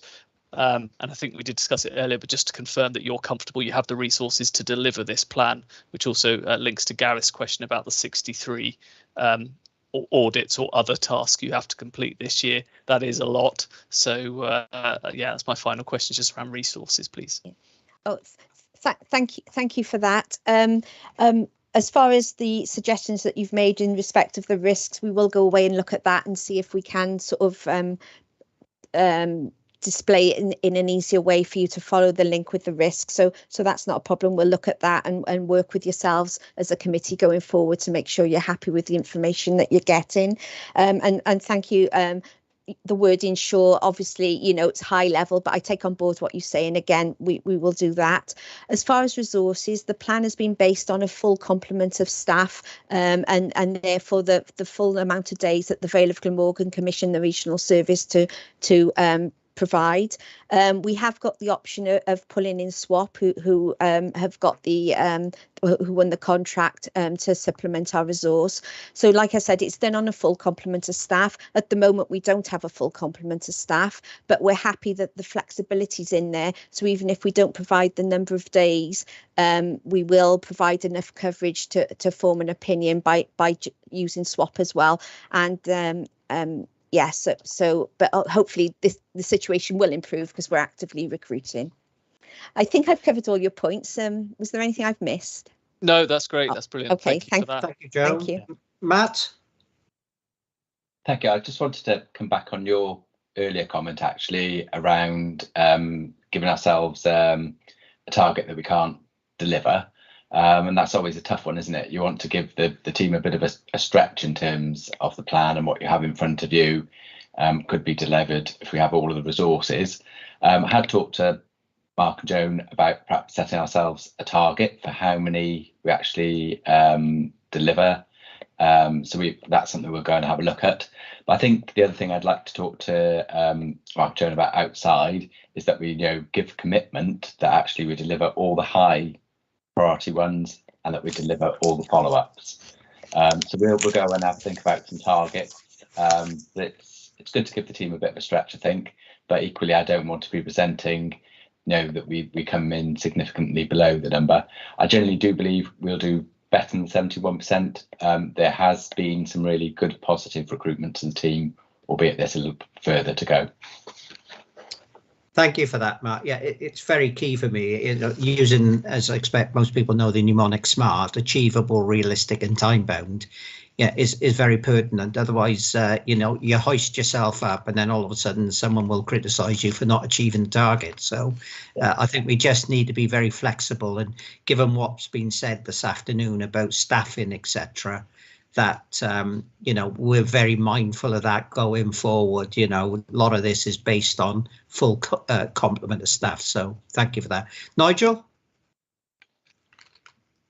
Thank you, Chair. Yeah, just one more point on that. I think as well, I'm not sure, obviously, how the progress reports look. Forgive me, I haven't seen one yet. I just wonder whether also in terms of the plan, it might be useful just to have a column on that at least says something like the quarter that they're planned to be undertaken in as well. Because again, that would give us an indication throughout the year of how we're progressing against the at least what we thought we would do in each quarter, so that then we can see actually, do you know what, we're on track or we're actually miles away from delivery. So again, that might be a good way, and I think that might head off one of the questions we had earlier as well. I think it was about the procurement audit, when it was just like, when is this being done? And actually, if you said that the follow-ups are all being done in Q1, then we've got that information to hand as well. So again, just something else to perhaps consider for that Appendix B, I think it is. Yeah, thank you for that. Just to point out that the current progress against the plan looks very much like Annex 2 of the annual internal audit annual report. But we're conscious as well and taking on board what was said earlier about the amount of content and may be difficult to read, we don't want to put too many columns in. So obviously we'll try and develop something and welcome your views then, and whether we're providing too much information or trying to cram too much into one piece of paper. So that's what it looks like at the moment, and that's probably what it'll look like when it comes back to you in July, the first progress report. But we'll try and do some tweaks like you've suggested, and then perhaps we can let that develop as the year goes on. Thank you for that, Joan. Are there any other questions? Any comments? The recommendation is committee recommended to consider, which we've done, and approve the draft internal audit strategy Appendix A and the draft annual risk-based audit plan for 22-23 Appendix B. Can we move that we approve both the strategy and the plan? Can I have someone to move, please? I'm happy to move, Chair. Thank you, Nigel. Seconder. Thank you, Matthew. All in favour of the recommendation? Thank you. That's carried. Thank you very much. Item 11 now is the updated forward work programme. Yeah, thank you, Chair. That's me as well. This is a report that you will get at each meeting, and it's to assist yourselves of the committee to ensure that due consideration has been given by the committee to all aspects of the core functions. So the forward work programme is appended to this report at Appendix A. It has been produced and aligned to the committee's terms of reference, and also reflects the changes made under the Local Government and Elections Act.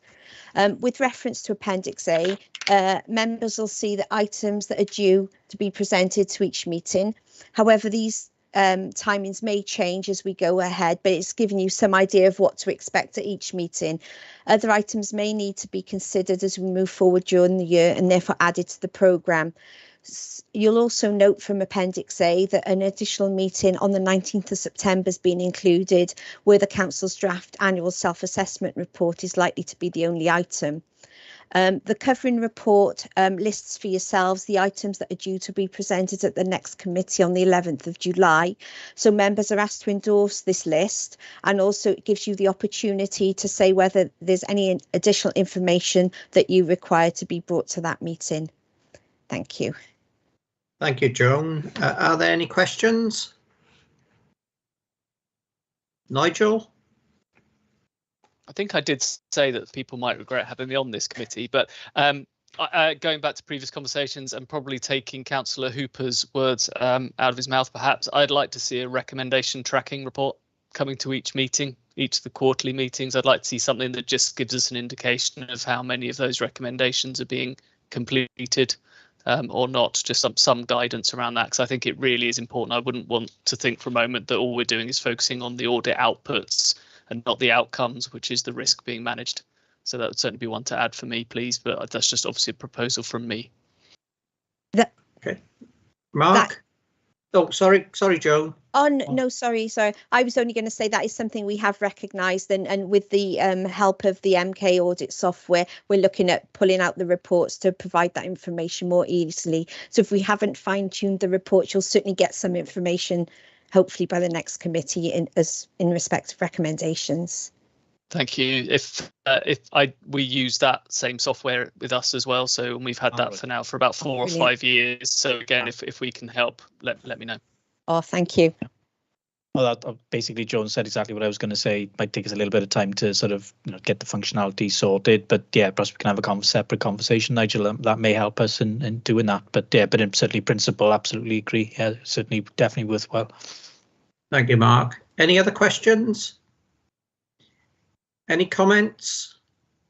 You see the recommendations. First one we consider, which we've done, and note the forward work programme. Secondly, we endorse the schedule of items for the next meeting on the 11th of July. And I think subject to discussing with the officers, we confirm the list of people, because most of us don't know who we'll want there or where we need to call. So maybe we leave that for a discussion with the officers. And the third recommendation, which Nigel put forward in regards to the tracking data, and Councillor Hooper, will you support that? Yes. Yes. So that's going in as well. So anyone else?